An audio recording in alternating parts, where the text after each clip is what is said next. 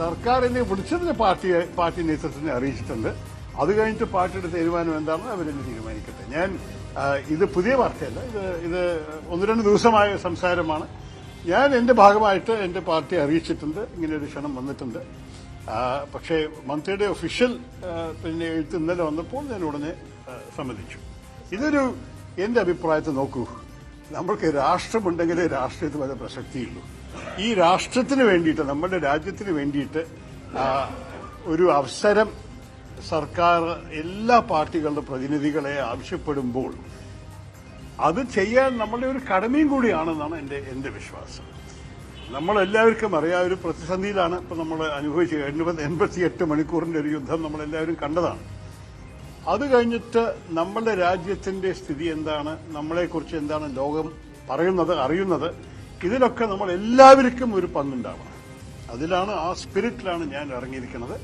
എനിക്ക് ഈ കാര്യത്തിൽ ശരിക്കും പറയും, എനിക്ക് രാഷ്ട്രീയം കാണുന്നില്ല. ഇത് എന്റെ രാജ്യം, നമ്മളെല്ലാവരും ഭാരതീയരാണ്. നമ്മുടെ ഭാരതത്തിന് ഒരു പ്രതിസന്ധി ഉള്ള സമയത്തിൽ സർക്കാർ ഇങ്ങനെ ഒരു ഭാരതീയ പൗരനോടൊരു കാര്യം ആവശ്യപ്പെടുമ്പോൾ വേറെ എന്ത് ഉത്തരം നിങ്ങൾ കൊടുത്തിട്ടുണ്ടാവും എന്നോട് പറയും. നമസ്കാരം, പ്രൈം ഡിബേറ്റിലേക്ക് സ്വാഗതം. പാകിസ്ഥാന്റെ ഭീകരതയ്ക്കെതിരെ ഇന്ത്യ നടത്തിയ പോരാട്ടം ലോകരാജ്യങ്ങളെ അറിയിക്കാനും പിന്തുണ നേടാനും കേന്ദ്ര സർക്കാർ അയക്കുന്ന 7 സംഘങ്ങളിൽ ഒന്നിന്റെ തലവൻ ശശി തരൂർ ആയതിൽ എന്താണ് കുഴപ്പം? തരൂർ പറയുന്നത് കോൺഗ്രസും സർക്കാരും തമ്മിലാണ് പ്രശ്നമുള്ളത്, രാജ്യമുണ്ടെങ്കിലേ രാഷ്ട്രീയമുള്ളൂ എന്നാണ്. ഒരു ഇന്ത്യൻ പൗരനെന്ന നിലയിലാണ് സേവനം ആവശ്യപ്പെട്ടപ്പോൾ ക്ഷണം സ്വീകരിച്ചതെന്നും. എന്നാൽ BJPയും കേന്ദ്ര സർക്കാരും ഇവിടെയും രാഷ്ട്രീയം കാണുന്നുണ്ടെന്ന് ആവർത്തിക്കുന്ന കോൺഗ്രസിന് തരൂരിന്റെ നിലപാടിൽ അതൃപ്തിയാണ്. രാഹുൽ തെരഞ്ഞെടുത്ത് കോൺഗ്രസ് നൽകിയ 4 പേരുകളിൽ തരൂർ ഉണ്ടായിരുന്നില്ല. വിശ്വപൗരനെ കോൺഗ്രസ് തഴഞ്ഞതെന്തിന്? രാജ്യത്തിന്റെ നിലപാട് ലോകരാജ്യങ്ങൾക്ക് മുന്നിൽ വിശദീകരിക്കുമ്പോൾ തരൂർ മോദി സ്തുതി നടത്തുമെന്ന ധാരണയിലോ കോൺഗ്രസ് തരൂരിനെ കേന്ദ്ര സംഘത്തിനൊപ്പം അയക്കാൻ താൽപര്യപ്പെടാത്തത്? കേന്ദ്ര സർക്കാർ കോൺഗ്രസ് നൽകിയ പട്ടിക മറികടന്ന് തരൂരിനെ സംഘത്തലവനാക്കിയതോടെ കോൺഗ്രസ് വെട്ടിലായി. രാഷ്ട്രമാണോ രാഷ്ട്രീയമാണോ വലുതെന്ന ചോദ്യം തരൂര് ഉന്നയിക്കുമ്പോൾ കോൺഗ്രസ് എന്ത് മറുപടി നൽകും? പ്രൈം ഡിബേറ്റ് ചർച്ച ചെയ്യും.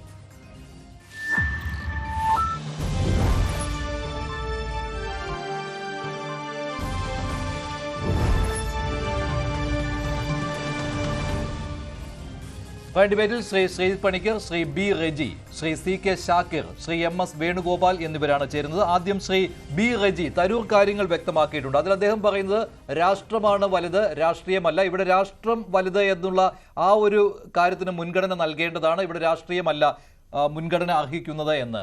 അതുകൊണ്ടാണ് അദ്ദേഹം കേന്ദ്ര സർക്കാരിന്റെ ക്ഷണം സ്വീകരിച്ച് രാജ്യത്തിന്റെ നിലപാട് എന്താണോ, പാകിസ്ഥാനെതിരെ എത്ര ശക്തമായിട്ടാണ് ഇന്ത്യ പ്രതികരിച്ചത് എന്ന കാര്യം ലോകരാജ്യങ്ങളെ അറിയിക്കുമ്പോൾ താൻ ആ സംഘങ്ങളിൽ ഒന്നിന്റെ തലവനാകണം എന്നുള്ള ക്ഷണം സ്വീകരിച്ചത് എന്ന്. പക്ഷേ കോൺഗ്രസ് ഈ കേന്ദ്ര സംഘത്തിൽ അംഗമാകുവാനുള്ളവരുടെ പട്ടിക കൊടുത്തപ്പോൾ അതിൽ തരൂരിന്റെ പേര് ഉൾപ്പെടുത്തിയിരുന്നില്ല. അത് മറികടന്നുകൊണ്ടാണ് കേന്ദ്ര സർക്കാർ ഒരു സംഘത്തിൽ തരൂരിനെ തലവനാക്കി മാറ്റിയത്. തരൂർ അത് സ്വീകരിക്കുകയും ചെയ്തു. തരൂർ ചെയ്തതിൽ എന്ത് കുഴപ്പമാണുള്ളത്? ശ്രീ മഞ്ജുഷ്, ഓരോ രാഷ്ട്രീയ കക്ഷികൾക്കും അതിൻ്റേതായിട്ടുള്ള ഭരണഘടനയും ആദർശങ്ങളും അതിൻ്റെ ചട്ടക്കൂടുകളുമുണ്ട്.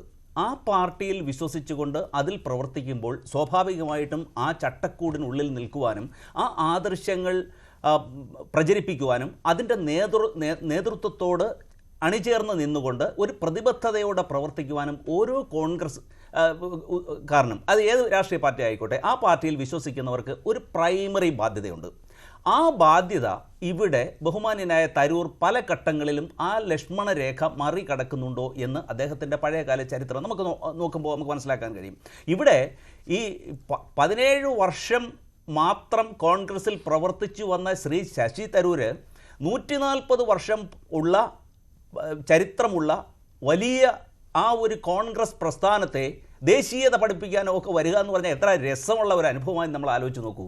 ബ്രിട്ടീഷ് ആധിപത്യത്തിൽ നിന്ന് ഈ ഇന്ത്യ മഹാരാജ്യത്തെ എല്ലാ സങ്കുചിത വിഭാഗീയ വീക്ഷണങ്ങൾക്കും അതീതമായി ഇന്ത്യയുടെ ദേശീയതയെ ഉണർത്തിക്കൊണ്ട് എല്ലാവിധമായിട്ടുള്ള സർവ്വ രംഗത്തുമുള്ള എല്ലാ മനുഷ്യരെയും ഒരുമിച്ച് ചേർത്തുകൊണ്ട് എല്ലാ വിഭാഗീയതകളെയും മാറ്റിക്കൊണ്ട് ഇന്ത്യക്ക് സ്വാതന്ത്ര്യം നേടിത്തരുവാൻ മുൻപന്തിയിൽ നിന്ന രാഷ്ട്രത്തിൻ്റെ അതിന് നേതൃത്വം നൽകിയ ഇൻ്റർനാഷണൽ കോൺഗ്രസിനെ ദേശീയത പഠിപ്പിക്കാനും രാഷ്ട്രമാണ് മുന്നിൽ എന്ന് പഠിപ്പിക്കാനും 17 വർഷം മാത്രം ഈ രംഗത്ത് പരിചയമുള്ള ശശി തരൂർ മുതിരുന്നത് തന്നെ എനിക്ക് തോന്നുന്നു വളരെ തമാശയായിട്ട്. കോൺഗ്രസിലെ പരിചയമല്ലല്ലോ ഇവിടെ ആധാരമാക്കേണ്ടത്. ഇവിടെ ലോകരാജ്യങ്ങൾക്ക് മുന്നിൽ ഇന്ത്യ എടുത്ത നിലപാട് വ്യക്തമാക്കുന്നതിന് വേണ്ടിയാണ്, ലോകരാജ്യങ്ങളുടെ എല്ലാം പിന്തുണ കിട്ടുന്നതിന് വേണ്ടിയാണ് തെരഞ്ഞെടുത്ത കുറച്ച് രാജ്യങ്ങളിലേക്ക് ഇന്ത്യ ഇങ്ങനെ ഒരു പ്രതിനിധി സംഘത്തെ അയക്കുന്നത്. അപ്പോൾ വിദേശകാര്യങ്ങളിലൊക്കെ പ്രാവീണ്യമുള്ള ഒരാൾ അക്കൂട്ടത്തിൽ ഉണ്ടെങ്കിൽ അത് വളരെ നല്ലതാണ്, അത് രാജ്യത്തിന് നല്ലതാണ്. കോൺഗ്രസ് പക്ഷേ ഇവിടെ തരൂരിനോട് അതൊരു കോൺഗ്രസിന്റെ ദേശീയ നേതൃത്വത്തെ എതിർത്ത ഒരാളോട് കാണിക്കുന്ന ആ അതൃപ്തിയാണ് കാണിച്ചത്. തരൂരിന്റെ പേര് ഒഴിവാക്കുക എന്ന് പറയുമ്പോൾ കോൺഗ്രസ് രാഷ്ട്രീയത്തിൽ ഇപ്പോൾ ഉള്ളതിൽ അങ്ങനെയുള്ള എല്ലാവരെയും അല്ലല്ലോ, എം പിമാരെയാണല്ലോ തിരഞ്ഞെടുത്ത് നൽകേണ്ടത്. ആ എം പിമാരിൽ തരൂർ എങ്ങനെ അനർഹനാകുന്നു? തരൂരിന്റെ പേരല്ലേ ആദ്യം വരേണ്ടത്. അപ്പോൾ തരൂരിനെ തഴഞ്ഞതിന് കോൺഗ്രസും ഒരു കാരണം കണ്ടെത്തേണ്ടതുണ്ട്. 4 പേരുകളിൽ ഒന്നായിട്ട് തരൂരിന്റെ പേരുണ്ടായിരുന്നില്ല. അങ്ങനെയാണെങ്കിൽ ഈ വിവാദമേ ഉണ്ടാകുമായിരുന്നില്ലല്ലോ. ശ്രീ ബി റെജി തരൂരിനെ കേന്ദ്ര സർക്കാർ ക്ഷണിച്ചു, ശരിയാണ്, അദ്ദേഹം ആ ക്ഷണം സ്വീകരിച്ചു. ഞങ്ങളും തെരഞ്ഞെടുത്ത് നൽകിയത് തരൂരിന്റെ പേരാണ് എന്ന് വരുമ്പോൾ കോൺഗ്രസിനെ വിമർശിക്കാൻ ആർക്കും സാധിക്കുമായിരുന്നില്ല. ശ്രീ മഞ്ജുഷ്, ഈ ശശി തരൂർ 2008 അതായത് യുണൈറ്റഡ് നേഷൻസിൽ അദ്ദേഹം ഉദ്യോഗസ്ഥനായി നിൽക്കുന്നതിന് ശേഷം അദ്ദേഹം ഇന്ത്യയിൽ വന്നപ്പോൾ രാഷ്ട്രീയമായി ഒരു അഭയം നൽകിയത് ഇൻ്റർനാഷണൽ കോൺഗ്രസ് ആണ്. ഇൻ്റർനാഷണൽ കോൺഗ്രസിൻ്റെ പരമോന്നത സമിതിയിലെ അംഗമാണ് അദ്ദേഹം. ഈ അതായത് ഇൻ്റർനാഷണൽ കോൺഗ്രസ് കൈക്കൊള്ളുന്ന നയ തീരുമാനങ്ങൾക്ക് ഒപ്പം നിൽക്കുവാനും അതിൻ്റെ നേതൃനിരയോട് ചേർന്ന് നിൽക്കുവാനും അങ്ങനെ നിൽക്കേണ്ട ഒരു മഹത് വ്യക്തിയാണ് ശശി തരൂർ. തീരുമാനമെടുത്താലും അതിനൊപ്പം നിൽക്കണമെന്നാണ്. വികലമായ ഒരു തീരുമാനമാണ് കോൺഗ്രസ് എടുക്കുന്നതെങ്കിൽ അതിനൊപ്പവും തരൂർ നിൽക്കണം. ഇവിടെ എന്താണ് വികലമായ തീരുമാനം? എന്താണ് ഈ ബഹുമാന്യനായ ശശി തരൂർ അദ്ദേഹത്തിന് 4 തവണ അദ്ദേഹം ലോകസഭയിൽ സ്ഥാനാർത്ഥിയായത് കോൺഗ്രസിന്റെ ലേബലിൽ. യുണൈറ്റഡ് നേഷൻസിൽ അദ്ദേഹം കോൺഗ്രസ് എന്തുകൊണ്ട് തരൂരിനെ ഉൾപ്പെടുത്തിയില്ല, തരൂരിന്റെ പേര് നൽകിയില്ല? ഇപ്പോൾ ഓരോ രാഷ്ട്രീയ പാർട്ടികളും നൽകിയ പേരുകളുണ്ട്. ഇപ്പോൾ CPM ജോൺ ബ്രിട്ടാസിനെയാണ് നിർദ്ദേശിച്ചത്, അദ്ദേഹത്തെ ഉൾപ്പെടുത്തുകയും ചെയ്തു. NCP സുപ്രിയ സുലെയാണ് നിർദ്ദേശിച്ചത്. DMK കനിമൊഴിയുടെ പേര് പറഞ്ഞു, അതൊക്കെ ഉൾപ്പെടുത്തിയിട്ടുണ്ട്. എന്തുകൊണ്ട് തരൂരിനെ കോൺഗ്രസ് നിർദ്ദേശിച്ചില്ല എന്നുള്ളതിന് കോൺഗ്രസിന് ഒരു മറുപടി വേണമല്ലോ. കാരണം തരൂരിന് എന്താണ്, അന്താരാഷ്ട്ര കാര്യങ്ങളിൽ പ്രാവീണ്യം ഇല്ലാത്തയാളാണോ? നിശ്ചയമായിട്ടും കോൺഗ്രസിൻ്റെ ഭാഗത്തു നിന്ന് അതിന് യുക്തമായ ഒരു മറുപടി അതിൻ്റെ കമ്മ്യൂണിക്കേഷൻ ചെയർമാൻ തന്നെ നൽകിയിട്ടുണ്ട്. അത് ബഹുമാനായ മഞ്ജുഷ് അത് കണ്ടില്ല. ഒരു മിസ്റ്റീവിയസ് മൈൻഡ് സെറ്റ് വെച്ചിട്ട് അവരൊരു കളി കളിക്കുന്നതാണ്. അതായത് BJPയുടെ ഒരു കളിയിൽ ശശി തരൂരിനെ കരുവാക്കുന്നു. അതായത് BJPക്ക് അതായത് ഇത്തരത്തിൽ ഒരു ഇൻ്റർനാഷണൽ തലത്തിൽ ഒരു MP-മാരുടെ ഒരു സംഘത്തെ അയക്കുമ്പോൾ സ്വാഭാവികമായിട്ട് പാർട്ടിയുടെ നേതൃത്വമായിട്ടല്ലേ BJP ബന്ധപ്പെടേണ്ടത്? കാരണം അൺകണ്ടീഷണലായിട്ട് ഈ ഭീകരാക്രമണം ഉണ്ടായപ്പോൾ ഭരണകക്ഷിക്ക് നിരുപാധിക പിന്തുണ നൽകി ദേശീയതയോടൊപ്പം ചേർന്ന് നിൽക്കുന്ന പാർട്ടിയാണ് ഇൻ്റർനാഷണൽ കോൺഗ്രസ്. അപ്പോൾ ഇൻ്റർനാഷണൽ കോൺഗ്രസിൻ്റെ ദേശീയ നേതൃത്വത്തോട് സംസാരിച്ചുകൊണ്ട് ഞങ്ങളുടെ ഈ സർവകക്ഷി സംഘത്തിലേക്ക് MP-മാരുടെ പേര് സജസ്റ്റ് ചെയ്യുക, നിർദ്ദേശിക്കുക. ജയറാം രമേശിലൂടെയാണ് ഈ കാര്യങ്ങൾ വെളിയിലേക്ക് വന്നത്. ജയറാം രമേശ് തന്നെയാണ് കേന്ദ്ര സർക്കാർ കിരൺ റിജിജു ആവശ്യപ്പെട്ടിരുന്നു, അത് പ്രകാരം ഞങ്ങൾ പട്ടിക കൊടുത്തു എന്നും പറഞ്ഞത്. ആ 4 പേർ ആരൊക്കെയാണ് എന്നുള്ള കാര്യവും ജയറാം രമേശ് വെളിപ്പെടുത്തി. അതിൽ തരൂരിന്റെ പേര് ഉണ്ടായിരുന്നില്ല. കേന്ദ്ര സർക്കാർ ആവശ്യപ്പെട്ടിരുന്നുവല്ലോ. പക്ഷെ നിങ്ങളെ അലട്ടുന്നത് അതിനിടയിൽ ഒരു കമ്മ്യൂണിക്കേഷൻ കേന്ദ്ര സർക്കാരും തരൂരും തമ്മിൽ ഉണ്ടായി എന്നതാണ് അല്ലേ? ശരി, താങ്കളിലേക്ക് വരാം. ശ്രീ MS വേണുഗോപാൽ, കോൺഗ്രസ് നൽകുന്ന ഈ വിശദീകരണത്തിൽ തൃപ്തിയുണ്ടോ? കോൺഗ്രസ് മേ ഹോന ഓർ കോൺഗ്രസ് കാ ഹോന ഇസ്മേ ജമീൻ ആസ്മാൻ കാ ഫർഖെ എന്നുള്ളതാണ് പറഞ്ഞത് ഇന്ന് ജയറാം രമേശ്. അതായത് കോൺഗ്രസ്സുകാരനായിരിക്കുന്നതും അല്ലേ കോൺഗ്രസിലിരിക്കുന്നു അല്ലേ, കോൺഗ്രസിൻ്റെതാകുന്നതും കോൺഗ്രസിലുള്ളതും തമ്മിൽ വ്യത്യാസമുണ്ട് എന്നാണ് അദ്ദേഹം പറഞ്ഞത്. എന്താണ് അദ്ദേഹം ഉദ്ദേശിക്കുന്നതെന്ന് അറിയില്ല. അദ്ദേഹം ഉദ്ദേശിക്കുന്നത് കോൺഗ്രസ് കുറേ നാളായിട്ട് പിന്തുടരുന്ന ഒരു ശൈലിയുണ്ട്. അതായത് മല്ലനെ തഴഞ്ഞ് മാധവനെ സ്വീകരിക്കുക. അത് കഥയിൽ കൊള്ളാം, പക്ഷേ രാഷ്ട്രീയ ഗോതയിൽ മല്ലനെ തഴഞ്ഞാൽ ചിലപ്പം കയറ്റിവിടുന്ന മാധവൻ ഇടിയും കൊണ്ട് മൂക്കിൽ ചോര ഒലിപ്പിച്ച് ഇറങ്ങി വരും. ഇത് രാഷ്ട്രീയ ഗോതയിൽ കോൺഗ്രസ്സിന് കഴിഞ്ഞ കുറേ വർഷങ്ങളായി സംഭവിച്ചുകൊണ്ടിരിക്കുന്ന അപജയമാണ്. 1989 ശേഷം രാജീവ് ഗാന്ധിയുടെ നിര്യാണത്തിന് ശേഷം ഇന്ദിരാഗാന്ധിയും രാജീവ് ഗാന്ധിയും വരെ മികവുള്ളവരെ തൻ്റെ കൂടെ നിർത്തുക എന്നുള്ളൊരു രാഷ്ട്രീയ ശൈലി സ്വീകരിച്ചിരുന്നു. പക്ഷേ അതിന് വിരുദ്ധമായിട്ടാണ് പിന്നീടുള്ള രാഷ്ട്രീയ ശൈലി വന്നത്. ഇത് ശശി തരൂരിന് മാത്രമല്ല, ഇതിനേക്കാൾ ഘടാഘടിയന്മാരൊക്കെ ഓടിയിട്ടുണ്ട്. നരസിംഹറാവു ഒരു കാലത്ത് കോൺഗ്രസിനെ രക്ഷിച്ചു നിർത്തി നരസിംഹറാവുവിനെ വെറും റൊട്ടിയാക്കി പറഞ്ഞയച്ചു. അത് കഴിഞ്ഞിട്ട് അവരുടെ ട്രഷററായിരുന്ന സീതാറാം കേസരി, അദ്ദേഹത്തിനെ പറയുന്നത് കോൺഗ്രസ് ട്രഷറി എന്നാണ് പറയുന്നത്, പണത്തിൻ്റെ സൂക്ഷിപ്പുകാരനായിട്ട് കാവൽക്കാരനായിട്ട് ജൻപത്തിൻ്റെ ഏറ്റവും പ്രിയപ്പെട്ട ആളായിട്ട് നിന്ന അദ്ദേഹം ആദ്യം നരസിംഹറാവുവിനെ അടിച്ചു, അത് കഴിഞ്ഞിട്ട് നരസിംഹറാവുവിനെ കൊണ്ട് ഇദ്ദേഹത്തിനെ അടിപ്പിക്കുന്നു, ഈ രീതിയിൽ കൊണ്ടുപോയി. അത് കഴിഞ്ഞിട്ട് പ്രണാബ് കുമാർ മുഖർജിക്ക് പോലും മാന്യമായൊരു സ്ഥാനം കിട്ടിയോ ഇല്ലയോ എന്നുള്ളത് നമുക്ക് നോക്കിയാൽ അറിയാം. അവരൊക്കെ ഇന്ത്യയുടെ പ്രധാനമന്ത്രിമാരായി വരാൻ യോഗ്യരായിരുന്നിട്ടും അല്ലാത്ത പല സെലക്ഷനുമാണ് പലപ്പോഴും വന്നിട്ടുള്ളത്. അതൊക്കെ ആ കാലഘട്ടത്തിലെ ഇതെന്ന് വിചാരിക്കാം. പക്ഷേ അത് കഴിഞ്ഞിട്ട് നമ്മളിപ്പോൾ നോക്കിക്കഴിഞ്ഞാൽ വന്നിരിക്കുന്നത് അതിനേക്കാൾ വലിയ വിപത്താണ്. ഈ G23 എന്ന് പറയുന്ന ഗ്രൂപ്പ് തന്നെ എങ്ങനെ ഉണ്ടായി? ആ ഗ്രൂപ്പിലുള്ളത് മുഴുവൻ തഴയപ്പെട്ടവരാണ്. ശ്രീ റെജി പറഞ്ഞത് വെച്ചിട്ടാണെങ്കിൽ ചട്ടക്കൂട്ടിനകത്ത് നിൽക്കണം എന്നാണ് പറഞ്ഞത്. ചട്ടക്കൂടെന്ന് പറയുന്നത് ഇത് ഹൈക്കമാൻഡ് ഉണ്ടാക്കുന്ന ഒരു ചട്ടക്കൂടാണ്. 5 അടി ഉള്ളവന് 4 അടിയുടെ ചട്ടക്കൂട്, 6 അടി ഉള്ളവന് 4 അടിയുടെ ചട്ടക്കൂട്, 7 അടി ഉള്ളവന് 4 അടിയുടെ ചട്ടക്കൂട്, അതിനകത്ത് കുനിഞ്ഞിങ്ങനെ നിന്നോണം. ആ ശൈലി കോൺഗ്രസ് എടുക്കുമ്പോഴാണ് ഇതുപോലെ ചില പ്രശ്നങ്ങൾ സംഭവിക്കുന്നത്. ഞങ്ങൾക്ക് ലിസ്റ്റ് ഞങ്ങൾ ആളിനെ സജസ്റ്റ് ചെയ്യുമെന്ന് പറഞ്ഞാൽ, അപ്പോൾ ഏറ്റവും കോൺഗ്രസ് പാർട്ടിയിൽ ഇന്ന് ഈ സ്ഥാനത്തേക്ക് അയക്കാൻ ഏറ്റവും യോഗ്യനായിട്ടുള്ള ഒരാളാണ് അന്തർദേശീയ തലത്തിൽ. ലിസ്റ്റ് ചോദിക്കുന്നതിലും കുഴപ്പമില്ല, ലിസ്റ്റ് കൊടുക്കുന്നതിലും കുഴപ്പമില്ല. അത് പ്രകാരം കേന്ദ്ര സർക്കാർ എടുക്കുന്നതാണ് നല്ലത്. കേന്ദ്ര സർക്കാർ അവിടെ BJP രാഷ്ട്രീയം കളിച്ചിട്ടുണ്ട്. കാരണം തരൂരിനെ കോൺഗ്രസ് തഴഞ്ഞപ്പോൾ ഞങ്ങൾ തരൂരിനെ സ്വീകരിച്ചു എന്നുള്ള മെസ്സേജ് കൊടുക്കുകയാണ്. മാത്രമല്ല തരൂർ ഉച്ചത്തിൽ വിളിച്ചു പറയുമ്പോൾ അതിൽ ഗുണഭോക്താവുന്നത് BJPയും കേന്ദ്ര സർക്കാരുമാണ്. അദ്ദേഹം രാജ്യസ്നേഹമാണല്ലോ പറയുന്നത്, രാഷ്ട്രമാണ് വലുത്, രാഷ്ട്രീയമല്ല എന്ന് പറയുമ്പോൾ അത് കോൺഗ്രസിലെ വലിയ രീതിയിൽ പ്രതിരോധത്തിലാക്കുന്ന ഒന്നാണ് എന്ന കാര്യത്തിൽ സംശയമില്ല. പാർട്ടിയിൽ നിൽക്കുമ്പോൾ പാർട്ടിയെ അനുസരിച്ച് നിൽക്കണം എന്നുള്ളത് അതെല്ലാ പാർട്ടികളിലെയും ഉള്ള ഒരു അച്ചടക്കമാണ്. അത് തരൂർ ലംഘിച്ചിരിക്കുകയാണ് ഇവിടെ. അതുകൊണ്ടാണല്ലോ പാർട്ടി കാ ഹോന എന്ന് പറയുന്നത്, അതായത് പാർട്ടിയുടേതല്ല തരൂർ എന്നുള്ള സന്ദേശം നൽകുകയാണ് ഇവിടെ ജയറാം രമേശ്. അതിനകത്ത് പാർട്ടിയിൽ തനിക്ക് ഉയരാൻ കഴിയാതെ വരുമ്പോൾ ഉണ്ടാകുന്ന പ്രശ്നമാണ് ഇത്. കെ കരുണാകരന് സംഭവിച്ചിട്ടുണ്ട്, ഇത് നരസിംഹറാവുവിന് സംഭവിച്ചിട്ടുണ്ട്. ഇതുകൊണ്ടല്ലേ ഒരു കാലത്ത് ഇതിൻ്റെ ഒപ്പം നിന്ന മമതാ ബാനർജി അവിടെ പോയി. അതുപോലെ തന്നെ അതിനേക്കാളൊക്കെ മുമ്പേ തന്നെ എത്രയോ നേതാക്കൾ, ഈ ഇന്ത്യയിൽ കാണുന്ന പ്രമുഖ പ്രതിപക്ഷ നേതാക്കളെല്ലാം കോൺഗ്രസിൽ നിന്നല്ലേ. ഇതെങ്ങനെയാണ് പുറത്തു പോയത്? ഇതെല്ലാം പുറത്തു പോയത് ഇതുകൊണ്ടാണ്. G23 ആരാണ്? ഗുലാം നബി ആസാദ്, കപിൽ സിബൽ, വീരപ്പ മൊയ്ലി, ഇങ്ങനെ എത്രയോ പേര് പോയി. മൂപ്പനാർ ഒരു ഘട്ടത്തിൽ ഇത് പോയില്ലേ? പൃഥ്വിരാജ് ചൗഹാൻ പോയില്ലേ? ഇന്ന് കോൺഗ്രസിൻ്റെ ഭാഗത്ത് നിന്ന് BJP എടുത്തുകൊണ്ട് പോയി എന്ന് പറയുന്ന മുഴുവൻ പേരും ഈ വിധത്തിലൊക്കെ വന്നതാണ്. പ്രൊഫ്യൂഷസിൻ്റെ കട്ടിൽ പോലെ തങ്ങളുടെ ആ സൈസിനൊത്തി വെട്ടി നിർത്തുന്ന ഒരു ശൈലി വരുമ്പോൾ പലരും ചാടും, പലരും പാർട്ടിക്ക് അതീതമായി പോവും. പാർട്ടിക്ക് അതീതമായില്ലെങ്കിൽ അവരുടെ ഭാവി പോവില്ലേ? ഈ ശശി തരൂർ താങ്കൾ പറയുന്നത് തരൂർ ചാടുമെന്നാണോ? ഇത് അച്ചടക്ക ലംഘനത്തിന്റെ അങ്ങേയറ്റത്ത് ആയി എന്ന് കോൺഗ്രസ് കണക്കാക്കുമെന്നാണോ താങ്കൾ കരുതുന്നത്? തരൂരിനെ ഇരയിട്ട് കഴിഞ്ഞു, അത് കോൺഗ്രസിന്റെ കയ്യിലാണ്. ഇനി ആ ഇര അപ്പുറത്തോട്ട് പോകാതെ ഇപ്പുറത്തോട്ട് നിർത്തണോ എന്നുള്ളത് ആലോചിക്കേണ്ടത്. ഇരയെ വിട്ട് കഴിഞ്ഞാൽ ഇര അങ്ങ് പോകും. ആ വിധത്തിലായിട്ടുണ്ട് കോൺഗ്രസിലെ ഇപ്പോഴത്തെ ഈ തരൂർ വിഷയത്തിലെ കളി. ശരി, ശ്രീ CK ഷാക്കിർ, ലീഗിന്റെയും പ്രതിനിധിയുണ്ട്, ശ്രീ T മുഹമ്മദ് ബഷീർ ആ സംഘത്തിൽ ഉണ്ട്. അത് ലീഗ് കൊടുത്ത പട്ടിക പ്രകാരമായിരിക്കണം അല്ലേ? അതല്ലാതെ ആകാൻ വഴിയില്ലല്ലോ. കേന്ദ്ര സർക്കാർ ഒരു സംഘത്തിൽ ETയെ ഉൾപ്പെടുത്തിയതും. ശശി തരൂരിന്റെ പേര് കോൺഗ്രസ് കൊടുത്തിരുന്നില്ല. തരൂർ പക്ഷേ കേന്ദ്ര സർക്കാരിന്റെ ക്ഷണം സ്വീകരിച്ചു. അംഗമല്ല, ഒരു സംഘത്തിന്റെ തലവൻ തന്നെയാണ് തരൂർ. ലീഗ് ഏത് പക്ഷത്താണ്? തരൂരിന്റെ ഒപ്പം നിൽക്കാൻ പറ്റുമോ?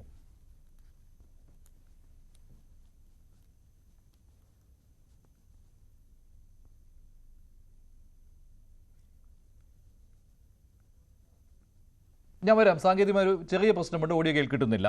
ശരി, ശ്രീജിത്ത് പണിക്കർ, ഇന്നലെ നമ്മൾ ചർച്ച ചെയ്തതാണ്. പക്ഷേ അന്നേരം ഇങ്ങനെ ഒരു ട്വിസ്റ്റ് ഉണ്ടാകുമെന്ന് പ്രതീക്ഷയില്ല. കോൺഗ്രസ് പട്ടികയിൽ തരൂരിൻ്റെ പേര് ഉൾപ്പെടുത്തിയില്ല. പക്ഷേ തരൂർ കോൺഗ്രസ് പേര് നിർദ്ദേശിച്ചില്ലെങ്കിലും കേന്ദ്ര സർക്കാരിൻ്റെ ക്ഷണം സ്വീകരിക്കുകയായിരുന്നു. ഇന്നലെ നമ്മൾ പറഞ്ഞപ്പോൾ തരൂരിനെ സംഘത്തലവനാക്കിയതിൽ ഇങ്ങനെ ഒരു കാര്യം സംഭവിച്ചിട്ടുണ്ട് എന്ന് അറിഞ്ഞിരുന്നില്ല നമ്മൾ ചർച്ച ചെയ്യുന്ന സമയത്ത്. പക്ഷേ ജയറാം രമേശ് തന്നെ അക്കാര്യം വെളിയിൽ വിടുകയും ചെയ്തു. നോക്കൂ, ഇത് BJPക്ക് വളരെ ക്ലിയർ ആയിട്ടുള്ള ഒരു അപ്പർ ഹാൻഡ് കിട്ടുകയും നിലവിലുള്ള രാഷ്ട്രീയ സാഹചര്യത്തിനെ അവർ സമർത്ഥമായിട്ട് ഉപയോഗിക്കുകയും ചെയ്തു എന്ന് വേണം നമ്മൾ മനസ്സിലാക്കാൻ. കാരണം കോൺഗ്രസിനെ സംബന്ധിച്ചിടത്തോളം അദ്ദേഹം പാർലമെന്ററി വിദേശകാര്യ സ്റ്റാൻഡിംഗ് കമ്മിറ്റിയുടെ അധ്യക്ഷനാണ്. അതിൽ ഏതാണ്ട് 20-21 MP ലോക്സഭയിൽ നിന്ന് തന്നെയുണ്ട്, കുറച്ച് MP രാജ്യസഭയിൽ നിന്നുണ്ട്. അങ്ങനെയുള്ള വലിയൊരു ടീമിനെ നയിക്കുന്നയാളാണ് കഴിഞ്ഞ സെപ്റ്റംബർ മാസം മുതൽ ശശി തരൂർ. അപ്പോൾ അതുകൊണ്ട് തന്നെ വിദേശകാര്യ വിഷയത്തിൽ അദ്ദേഹത്തിനെ ഒരു കമ്മിറ്റിയുടെ അധ്യക്ഷനാക്കുന്ന സമയത്ത് നിശ്ചയമായിട്ടും അദ്ദേഹത്തിനുള്ള പ്രാവീണ്യം എന്താണ് എന്ന് നേരത്തെ തന്നെ BJPക്ക് അറിയാമായിരുന്നു എന്നുള്ളതാണ് ഒരു വസ്തുത. അതുകൊണ്ട് തന്നെ കേന്ദ്ര സർക്കാരിന്റെ ഭാഗത്തു നിന്ന് ഔദ്യോഗികമായി കോൺഗ്രസിനോട് ഇങ്ങനെ ഒരു ഡെലിഗേഷന് പോകുന്നതിന് വേണ്ടിയിട്ട് 4 എംപിമാരുടെ പേര് വേണമെന്ന് പറയുമ്പോൾ കോൺഗ്രസ് നിശ്ചയമായും കൊടുക്കേണ്ടിയിരുന്ന ഒരു പേര് ഡോക്ടർ തരൂരിൻ്റെതാണ്. പക്ഷെ എനിക്ക് വലിയ തമാശ തോന്നിയത് ഈ ജയറാം രമേശിന്റെ ട്വീറ്റ് നോക്കിക്കഴിഞ്ഞാൽ 4 എംപിമാരെ കൊടുക്കാൻ ആവശ്യപ്പെട്ടു എന്നാണ് പറയുന്നത്. അതിൽ പറയുന്നുണ്ട് മല്ലികാർജുൻ ഖാർഗെയോടും ലോക്സഭയിലെ പ്രതിപക്ഷ നേതാവായിട്ടുള്ള രാഹുൽ ഗാന്ധിയോടും കിരൺ റിജിജു ഇത് ആവശ്യപ്പെടുന്നു. അപ്പോൾ ഇവർ ചില ആലോചനകൾക്ക് ശേഷം ഉച്ചയ്ക്ക് ശേഷം രാഹുൽ ഗാന്ധി തന്നെയാണ് ഈ 4 പേരുടെ പേര് കൊടുത്തത് എന്ന് പറഞ്ഞിട്ട് കൊടുത്തിരിക്കുന്ന പേരുകളിൽ ഒരാൾ ആനന്ദ് ശർമ്മയാണ്. ആനന്ദ് ശർമ്മ നിലവിൽ MP പോലും അല്ല എന്നോർക്കണം. അപ്പോൾ 4 എംപിമാരെ വേണമെന്ന് പറഞ്ഞപ്പോൾ അവർക്ക് ഇഷ്ടമുള്ള പഴയ ഒരു മന്ത്രി, പഴയ MP, 4 ടൈം MP ആയിരുന്ന ഒരാളിനെ കൂടി ചേർത്ത് മറ്റു 3 പേരുടെ പേരുകൾ കൂടിയാണ് അവർ കൊടുത്തത്. അപ്പോൾ ഈ സമയത്ത് ഒരുപക്ഷെ ദേശീയ മാധ്യമങ്ങളിലടക്കം അന്താരാഷ്ട്ര മാധ്യമങ്ങളിലടക്കം ഇന്ത്യയുടെ പൊസിഷനെ ഡിഫെൻഡ് ചെയ്തുകൊണ്ട് കൗണ്ടർ ടെററിസം അല്ലെങ്കിൽ ക്രോസ് ബോർഡർ ടെററിസം ഈ കാര്യങ്ങളെപ്പറ്റി വളരെ കൃത്യമായി സംസാരിച്ച ഒരു വ്യക്തി എന്ന നിലയ്ക്ക് ശശി തരൂരിനും മനീഷ് തിവാരിക്കും കോൺഗ്രസ് ആദ്യം തന്നെ പരിഗണന കൊടുക്കേണ്ടതായിരുന്നു. വളരെ കൃത്യമായിട്ട് കോൺഗ്രസിന്റെ പൊസിഷൻ പറയുമ്പോൾ പോലും BJPയെ ഏതെങ്കിലും കാര്യത്തിൽ വിമർശിക്കണമെങ്കിൽ പോലും ദേശീയത എന്ന വിഷയത്തിൽ യാതൊരു വിധത്തിലുള്ള ഡയലൂഷനും സാധ്യമല്ല എന്ന് പറഞ്ഞിരുന്ന 2 വ്യക്തികളാണ്. അതിൽ പ്രത്യേകിച്ച് മനീഷ് തിവാരി. കാരണം പല പൊസിഷനുകളിലും ശശി തരൂർ എടുത്തിരിക്കുന്നതിൽ നിന്ന് കുറച്ചുകൂടി വ്യത്യസ്തമായി കുറച്ചുകൂടി കോൺഗ്രസിനോട് ചേർന്ന് നിന്നിട്ടുള്ള അഭിപ്രായം പറഞ്ഞയാളാണ്. പക്ഷെ ദേശീയത എന്ന കാര്യത്തിലോ ഈ ക്രോസ് ബോർഡർ ടെററിസം എന്ന കാര്യത്തിലോ അതിനെ നിർവീര്യമാക്കുന്ന കാര്യത്തിലോ രണ്ടാമതൊന്നും ചിന്തിക്കേണ്ടതില്ല എന്നുള്ള അഭിപ്രായമാണ് മനീഷ് തിവാരിയും പറഞ്ഞത്. പക്ഷേ ഇതിന്റെ വലിയ തമാശ അദ്ദേഹത്തിനെയും ഒഴിവാക്കി എന്നാണ്.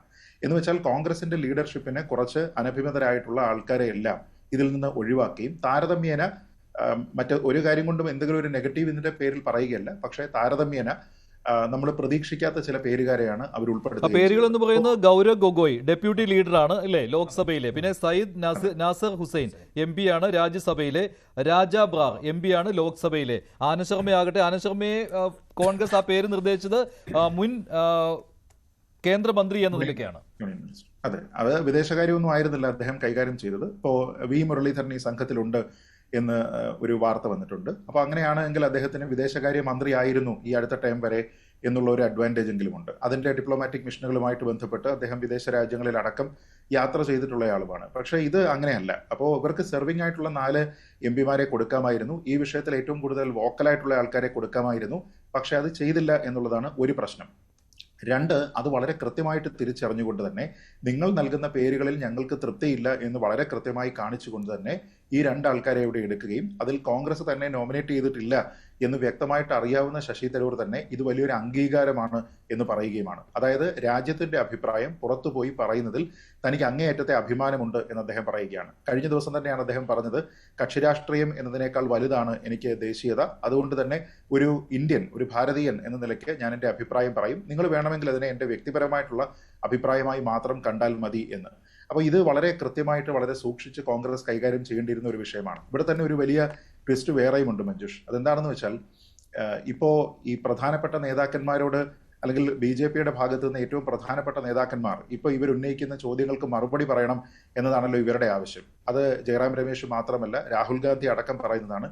ഈ വിഷയങ്ങളിലെല്ലാം തന്നെ ഒരു പാർലമെന്റ് സമ്മേളനം വിളിച്ചതിന് ശേഷം നരേന്ദ്രമോദി തന്നെ പറയണം, പ്രത്യേകിച്ച് ഡൊണാൾഡ് ട്രംപിന് നരേന്ദ്രമോദി തന്നെ മറുപടി പറയണം. പിന്നീട് പല മുഖ്യമന്ത്രിമാരെയും വിളിച്ചുകൊണ്ട് BJP ഒരു മീറ്റിംഗ് നടത്തിയിരുന്നു.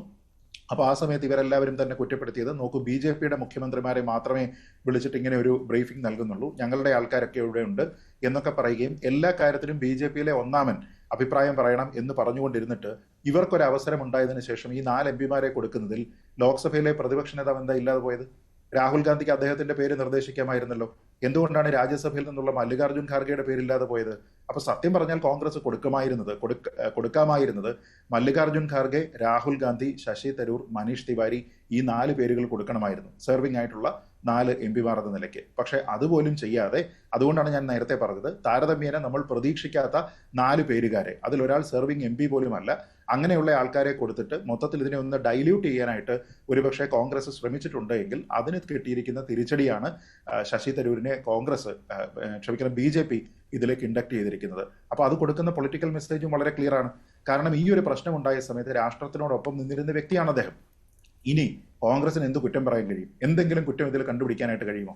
കാരണം അദ്ദേഹം നേരത്തെ പറഞ്ഞതുപോലെ വിദേശകാര്യ വിഷയങ്ങൾ കൈകാര്യം ചെയ്യുന്ന കമ്മിറ്റിയുടെ ചെയർമാൻ കൂടിയാണ്. അത് അദ്ദേഹത്തിന് കിട്ടിയിരിക്കുന്ന ഒരു അംഗീകാരമാണ്. ആ നിലയ്ക്ക് കഴിഞ്ഞ 6 മാസത്തിലേറെയായി അദ്ദേഹം പ്രവർത്തിച്ചു വരികയാണ്. അപ്പോൾ പിന്നെ കോൺഗ്രസിനെ സംബന്ധിച്ചിടത്തോളം ഒരഭിപ്രായവും പറയാൻ കഴിയില്ല. അഥവാ എന്തെങ്കിലും അഭിപ്രായം ഇതിനെതിരെ ഇപ്പം ജയറാം രമേശ് പറയുന്നത് പോലെ ഇൻഡയറക്റ്റ് ആയിട്ട് എന്തെങ്കിലും പറയാം, പക്ഷെ നേരിട്ട് എന്തെങ്കിലും പറഞ്ഞു കഴിഞ്ഞാൽ അതോടെ കോൺഗ്രസ് ഫിനിഷ്ഡ് ആണ്. കാരണം ദേശീയ താല്പര്യത്തിനനുസരിച്ച് നമ്മുടെ രാജ്യത്തിന്റെ അഭിപ്രായം പറയാനായിട്ട് പല പാർട്ടികളിൽ നിന്നുള്ള എംപിമാരെ ഉൾപ്പെടുത്തിക്കൊണ്ട് ഒരു സംഘമുണ്ടാക്കുന്നു. അതിനെ ചെറു സംഘങ്ങളാക്കിക്കൊണ്ട് വിവിധ രാജ്യങ്ങളിലേക്ക് അവരുടെ തലസ്ഥാനങ്ങളിലേക്ക് വിടുകയും അവിടെ നമ്മുടെ ഭാഗം പറയുകയും ചെയ്യുക എന്ന് പറയുമ്പോൾ ഏറ്റവും കുറച്ച് അംഗങ്ങളുള്ള പാർട്ടികളിൽ നിന്ന് പോലും ആൾക്കാരെ എടുത്തിട്ടില്ലേ? ഇപ്പോ CPM നിന്ന് ആളെ എടുത്തിട്ടില്ലേ? അതേപോലെ തന്നെ NCPയിൽ നിന്ന് ആളെ എടുത്തിട്ടുണ്ട്. അതിൽ തന്നെ പല ഗ്രൂപ്പുകളും ലീഡ് ചെയ്യുന്നതിന് വേണ്ടിയിട്ട് പോലും ഇങ്ങനെ കൊടുത്തിട്ടില്ലേ? 7 സംഘങ്ങൾ ഉണ്ടാക്കുമ്പോൾ അതിൽ 2 സംഘങ്ങൾക്ക് മാത്രമേ BJP എംപിമാരുടെ നേതൃത്വമുള്ളൂ. മറ്റ് 2 സംഘങ്ങളെ നയിക്കുന്നത് NDAയിലുള്ള BJPയുടെ 2 സഖ്യകക്ഷികളാണ്. JDUവിന്റെ ഒരു റെപ്രസെന്റേഷൻ വരുന്നുണ്ട്.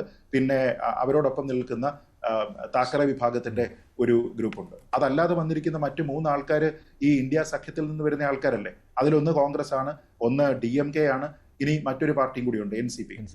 അപ്പൊ നോക്കിക്കഴിഞ്ഞാൽ അവിടെ ഒന്നും പൊളിറ്റിക്സ് കളിക്കാതെ ഈ 7-ൽ 2, 2, 3 എന്ന നിലയ്ക്ക് ഇനി അഥവാ NDA വേഴ്സസ് മറ്റേ ഗ്രൂപ്പ് എന്ന് പറഞ്ഞ് നോക്കുവാണെങ്കിൽ പോലും 4-3 തുല്യ പ്രാധാന്യം അങ്ങനെ തന്നെ നൽകിയിട്ടുണ്ട്. അങ്ങനെയുള്ള ഒരു കാര്യത്തിൽ ഏതെങ്കിലും രീതിയിലത്തേക്ക് ഡയറക്റ്റ് ശശി തരൂരിനെതിരെ ഒരു അഭിപ്രായം കോൺഗ്രസ് പറഞ്ഞാൽ അത് ദേശീയ താല്പര്യത്തിന് വിരുദ്ധമാകും എന്നെങ്കിലും അവർ മനസ്സിലാക്കണം. ഇനി അതല്ല, കോൺഗ്രസിനെ നോമിനേറ്റ് ചെയ്തിരിക്കുന്ന ആൾക്കാരെ മാത്രമല്ലാതെ മറ്റാരെയും ഉൾപ്പെടുത്താനുള്ള ഒരു അധികാരം ഇവിടെ BJPക്ക് ഉണ്ട് എന്നും അങ്ങനെ വിളിച്ചാൽ ശശി തരൂർ നാഷണൽ ഇൻട്രസ്റ്റിൽ അതിൽ പോകുമായിരുന്നു എന്നുമുള്ള ഒരു തോന്നൽ, ഒരു തിരിച്ചറിവ് അത് കോൺഗ്രസിന് എന്തുകൊണ്ട് ഇല്ലാതെ പോയി? അങ്ങനെയാണെങ്കിൽ ഈ ഒരു അവസ്ഥ ഒഴിവാക്കുന്നതിന്, ഈ ഒരു എംബാരസ്മെന്റ് ഒഴിവാക്കുന്നതിന് വേണ്ടി ശശി തരൂരിനെ ഒന്നാമനായിട്ട് ഇവർ തന്നെ അത് നോമിനേറ്റ് ചെയ്തിരുന്നുവെങ്കിൽ ഇന്ന് കോൺഗ്രസിന് എത്ര കയ്യടി കിട്ടുമായിരുന്നു? ഈ ഒരു കളി കളിക്കുന്നതിന് വേണ്ടിയിട്ട് BJPക്ക് സാധിക്കുമായിരുന്നു. അപ്പൊ ഈ പൊളിറ്റിക്സ് എന്ന് പറഞ്ഞു കഴിഞ്ഞാൽ ആ സമയത്ത് തോന്നിയിട്ടുന്ന ചില ബുദ്ധിയുടെ കളി കൂടിയാണ്. ആ ബുദ്ധി ഇല്ലാതെ ആയി കഴിഞ്ഞാൽ 4 എംപിമാരെ ചോദിക്കാൻ പറയുമ്പോൾ തങ്ങളുടെ കൂടെയുള്ള എംപിമാരാരാണ് എന്ന് പോലും അറിയാതെ MP അല്ലാത്ത ഒരാളിന്റെ പേര് പോലും കൊടുക്കുന്ന ഒരു പാർട്ടിയെ സംബന്ധിച്ചിടത്തോളം അവർ എത്ര കാര്യമായിട്ട് ഇതിൽ ഹോംവർക്ക് ചെയ്തിട്ടുണ്ട്? വേറെ ആളെ കിട്ടാഞ്ഞിട്ടാണോ? വേറെ ഒരൊറ്റ MPയും കിട്ടാഞ്ഞിട്ടാണോ? ഇപ്പൊ കേരളത്തിൽ നിന്ന് തന്നെ എത്ര MPമാരുണ്ട്? എന്നാൽ പിന്നെ അതിൽ നിന്ന് വേറെ ആരെങ്കിലും കൂടി അവർക്ക് വെക്കാമായിരുന്നല്ലോ. അതിൽ ഏറ്റവും ഡിസർവിംഗ് ആയിട്ടുള്ള ശശി തരൂരിനെ പോലും അവർ ഉപയോഗിച്ചിട്ടില്ല. പിന്നെ ഇതിന്റെ പേരിൽ ശശി തരൂർ പാർട്ടി വിടുമോ എന്ന് ചോദിച്ചു കഴിഞ്ഞാൽ ശശി തരൂരായിട്ട് പാർട്ടി വിടാനുള്ള ഒരു സാധ്യതയും ഞാൻ കാണുന്നില്ല. അദ്ദേഹത്തിനെ കോൺഗ്രസ് ഏതെങ്കിലും കാര്യത്തിൽ പുകച്ചു പുറത്തേ അടിച്ചാൽ മാത്രമേ ഉള്ളൂ. പക്ഷെ ഈ ഒരു വിഷയത്തിൽ അങ്ങനെ ചെയ്തു കഴിഞ്ഞാൽ അത് കോൺഗ്രസിന് ഏറ്റവും കൂടുതൽ ബാക്ക്ഫയർ ചെയ്യും. പക്ഷെ അടുത്ത കാലത്തായിട്ട് ശ്രീ ശശി തരൂർ എടുത്തിരിക്കുന്ന പല നിലപാടുകളും കോൺഗ്രസിന്റെ പ്രഖ്യാപിത നിലപാടുകൾക്ക് വിരുദ്ധമാണ്. ഇപ്പൊ അല്പം മുമ്പ് ഈ ചർച്ചയിൽ പങ്കെടുക്കുന്ന കോൺഗ്രസിന്റെ സഹയാത്രികൻ അദ്ദേഹം പറഞ്ഞിരിക്കുന്ന 2 കാര്യങ്ങളോട് എനിക്ക് യോജിപ്പില്ല. ഒന്ന്, അദ്ദേഹം പറഞ്ഞത് അദ്ദേഹം ഈ UN-ലെ ഒരു സ്റ്റിന്റ് കഴിഞ്ഞിട്ട് അദ്ദേഹം ഇവിടെ വരുന്ന സമയത്ത് അദ്ദേഹത്തിന് കോൺഗ്രസ് രാഷ്ട്രീയ അഭയം കൊടുത്തു എന്നാണ്. അങ്ങനെ ഒരു അഭയത്തിന്റെ ആവശ്യമൊന്നും അദ്ദേഹത്തിന് ഉണ്ടായിരുന്നില്ല. അദ്ദേഹം ഏതെങ്കിലും തരത്തിലൊരു രാഷ്ട്രീയ അഭയാർത്ഥി ആയിരുന്നില്ല.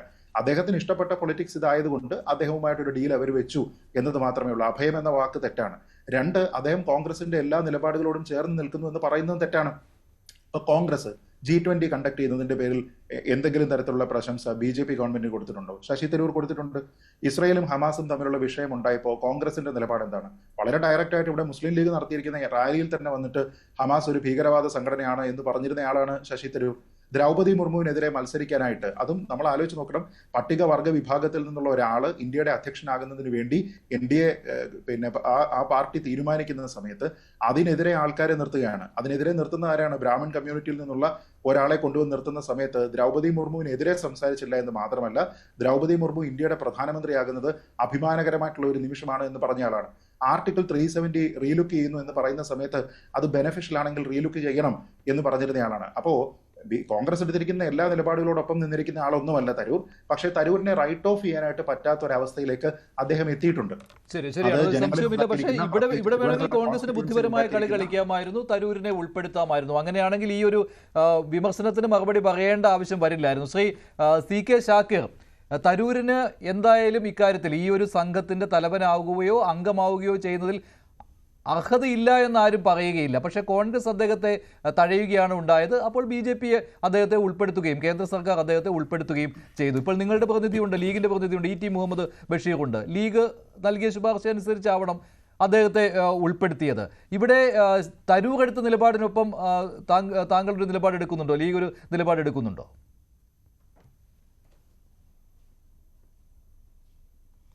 അല്ല, ഇതിൽ രാഷ്ട്രീയം പറയാൻ നമ്മൾ ഉദ്ദേശിക്കുന്നില്ല. പ്രത്യേകിച്ച് വിഷയം രാഷ്ട്ര താല്പര്യമാണ്.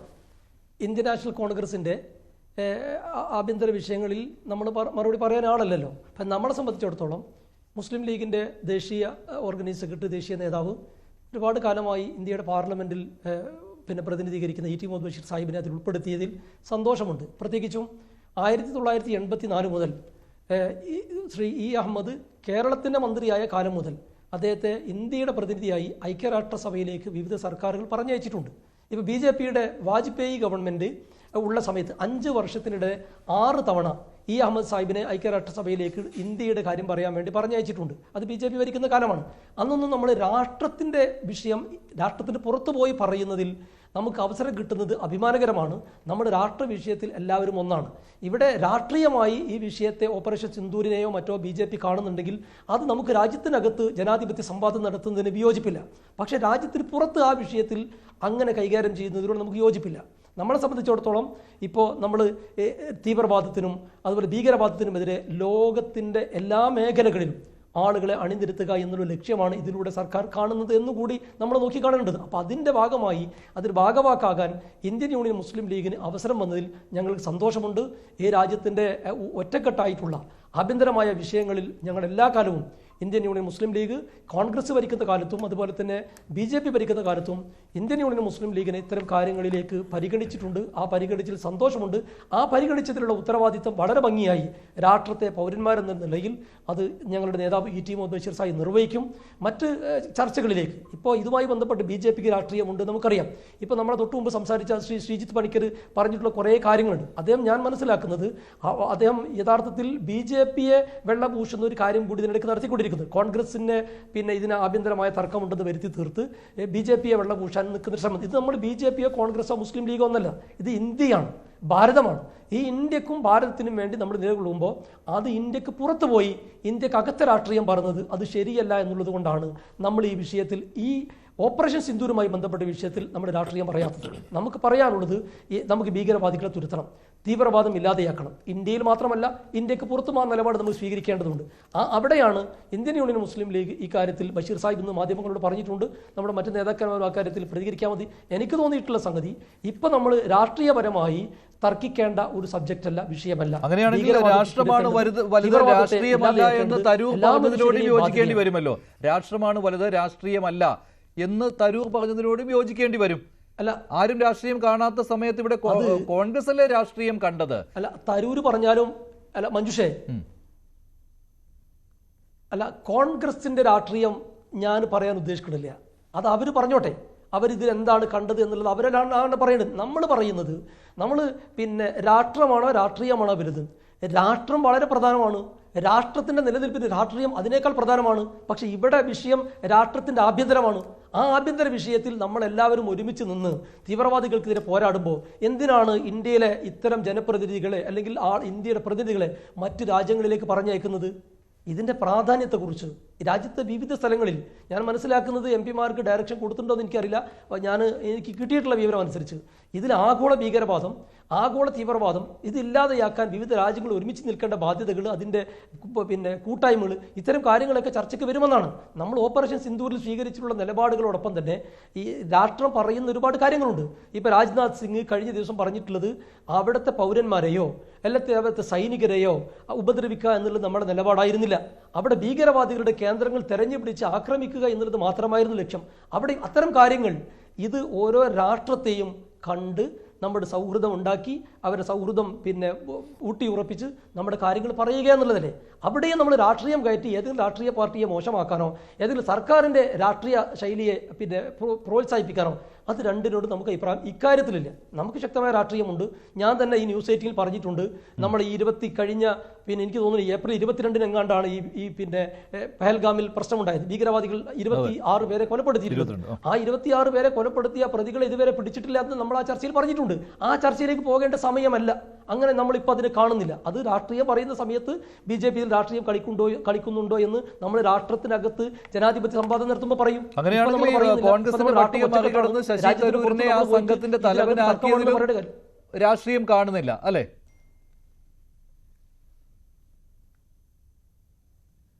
അത് ഞാൻ പറഞ്ഞല്ലോ, ഇന്ത്യൻ നാഷണൽ കോൺഗ്രസ് ഏറ്റവും കൂടുതൽ രാജ്യം ഭരിച്ചിട്ടുള്ള രാഷ്ട്രീയ പ്രസ്ഥാനമാണ്. അവർക്കിതിൽ രാജ്യത്തിൻ്റെ താല്പര്യങ്ങളോടൊപ്പം നിന്നിട്ടുള്ള ഒരു പാർട്ടിയാണ്, അതിൽ തർക്കമൊന്നുമില്ല. അവർക്കൊരു പക്ഷേ ഇതിൽ ഏതെങ്കിലും തരത്തിലുള്ള പിന്നെ BJPയുടെ രാഷ്ട്രീയം ഫീൽ ചെയ്യുകയോ അല്ലെങ്കിൽ ആ രീതിയിൽ എന്തെങ്കിലും ഉണ്ടോ എന്നൊക്കെയുള്ളത് അവർ പറയേണ്ടതാണ്. അതിൻ്റെ കാര്യങ്ങൾ ഇന്ന് അതിൻ്റെ നേതാക്കന്മാർ പറഞ്ഞിട്ടുണ്ടല്ലോ. നമ്മൾ ആ വിഷയത്തിൽ അഭിപ്രായം പറഞ്ഞ് അതിലൊരു കൺഫ്യൂഷൻ ഉണ്ടാക്കാൻ അല്ലെങ്കിൽ തെറ്റിദ്ധാരണ ഉണ്ടാക്കാനോ ഉദ്ദേശിക്കുന്നില്ല. ഞാൻ പറയുന്നത് ഇന്ത്യൻ യൂണിയൻ മുസ്ലിം ലീഗിൻ്റെ പാർലമെന്ററി പാർട്ടി ലീഡർ 5 MP മുസ്ലിം ലീഗിനുണ്ട്. 5 MP അതിൻ്റെ പാർലമെന്ററി പാർട്ടി ലീഡർ രാജ്യസഭയിൽ 2ഉം ലോക്സഭയിൽ 3ഉം ഉണ്ട്. അപ്പോൾ അതിലെ നേതാവ് E.T. മുഹമ്മദ് സാഹിബിനെ അതിൽ ഉൾപ്പെടുത്തിയിട്ടുണ്ട്. അതിൽ ഞങ്ങൾക്ക് സന്തോഷമുണ്ട്.